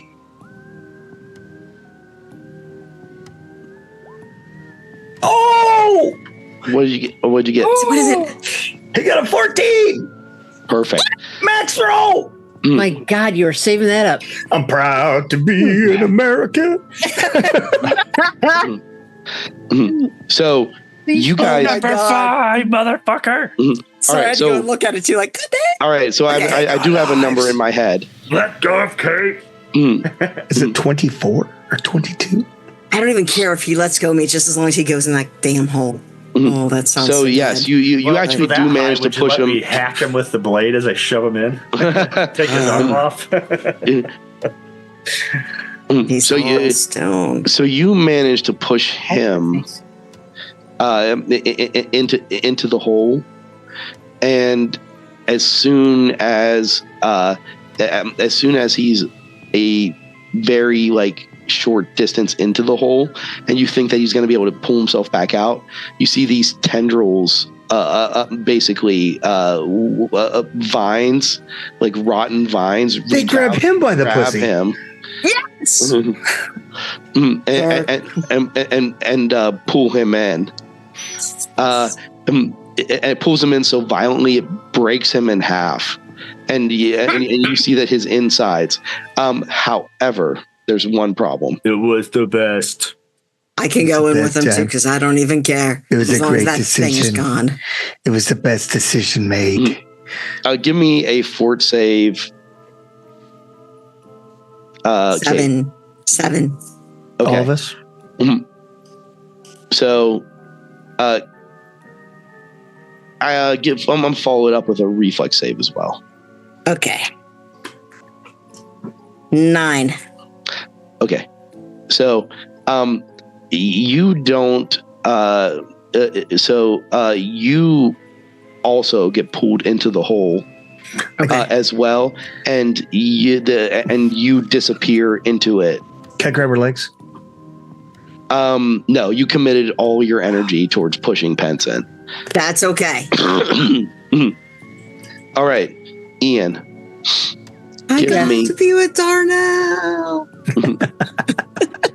He's in the lobby. What do you need? All right, Ian. Give me. What is your fort again from last round? 3. Oh, 3. Yeah. So Trump just sighs, and he he pulls you off of it with ease. And I beg Melania to help us. she just kind of just shakes her head. Can I roll for it? And she just says, "Yeah, give me a charisma." Not gonna go well, but I'll try. No, it's a 6. She just says, just run. It's like she's like get out now. He was always going to lie to you anyway. It's like once you agreed to this, he would have owned you. At least you would have kept yours. At least if you get out now, you can keep your souls. And she just says, "I'm lost." And it seems like it took a lot of effort for her to say that. You're not lost. You're still in there, obviously. Come with us. So then she literally passes out on the ground.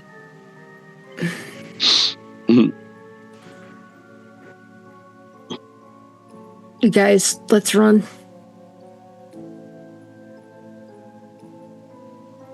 Matt. So Rowena, let's run. Join me in the. Join you in the hole. I'll join you. Never mind. I said it out loud. So I mean, as far as you can tell, Trump is very focused on getting Benjamin in the hatch. I'm going in head first. You have your opportunity to escape. No, I'm not leaving while there's somebody going into the hatch. I don't want anybody in there. Then they win. All right. So who's going to escape? I'm going in the hole. All right. I'm like, Matt, come with me. Matt, what are you doing? You out? Where's Ben? Ben is getting stuffed in the hatch. And I'm going to try to counter that. You see, you got him by one arm or something. Oh, he has him by the scruff of the neck. With one hand, right? Right. The other hand, he tossed Ian, and Ian flew all the way back to the desk. I'm gonna try to use my makeshift blade and cut his hand off and grab Ben. All right. So, Kate, you escaping or you fighting? I'm still in the hole. I mean, I went in the hole, right? I'm gone. Oh, I'm sorry. Never mind. My apologies. No. You're fine. Left. You're fine. All right. I mean, it's like a party town over there, so it's the best thing in the world. Do I get a charge bonus? Yes. So, Rowena, as you jump into the hole, you see Matt turn around with his makeshift machete and comes back as Ian picks himself up off the desk, and they both go and charge towards Trump. And basically, you see a massive amount of centipedes emerging from Trump's skin to meet them as they basically try to save Ben. And the hole closes, and you find yourselves, Kate and Rowena, you guys are both covered in sand, which you presume, and scraps of a suit, which you presume is we're covered in pants. Is the remains of Mike Pence. It's not the worst thing we've been covered in lately. It's true. Right. I always knew he was dusty and sandy anyway. There's nothing in there. Kate, your collarbone, it hurts like a motherfucker, and you're bruised and battered. As you guys exit from this sewer you came out of, what do you guys choose to do moving forward? Where are we? So you came out of a sewer grate and you're in Manhattan. Do what all girls do in Manhattan. Get a taxi. Yeah. Yeah, you guys are still very finely dressed. Well, yeah, covered in sewage. Yeah, yeah. Well, yeah, but- you know, yeah, a and little sand boo-boo. and sewage. I mean, it's also like, oh no, we were bar hopping and Mhm. no wait, oh officer, we were attacked. Some man grabbed us and threw us in the sewer and hurt me. That's smart. Okay, so yeah, Yeah. you guys are kind of given a so some support and you get some help. You find out shockingly that We tell them we're attacked by Antifa. No, we were attacked by Trump supporters. you find out shockingly that the election results are in and Trump did indeed win. And like nothing happened. You see Trump and Pence are there giving giving speeches and making appearances that very day, as you guys kind of follow the play-by-play of what happened. I'm going to make sure that I get my passport and we should go. I think I'm going to visit you in England, Rowena. Let's get Absolutely. the hell out of here. Let's get the hell out of here. Think Although I guess we should find out. We should find out if Matt and Ian made it out. We should. But We'll call them when we get there. Okay. Yes. We'll call him from the airport. We'll call them from Heathrow. Yes. Yeah. So what's even wilder is when you try to follow up on Matt and Ian. Those phone numbers are like basically don't even exist. You even try to follow up on them as people, and apparently you can't even find that they were ever even registered as interns with the Trump campaign. We've been Thanos. Not like this. I've been wooden dolled. Again. Honey, there's a no. Come back. Timmy, I was no. so close to the hole with you. What? Yeah. You just never made it in there. Sorry, So man. as you You just got a rimming. Rowena and Kate, if you guys are sticking together and you guys are looking to leave the country, you do receive an anonymous text on your cell phones. Okay. And it says this isn't the end. 2020 is our year. and it has contact information for a place for you to go.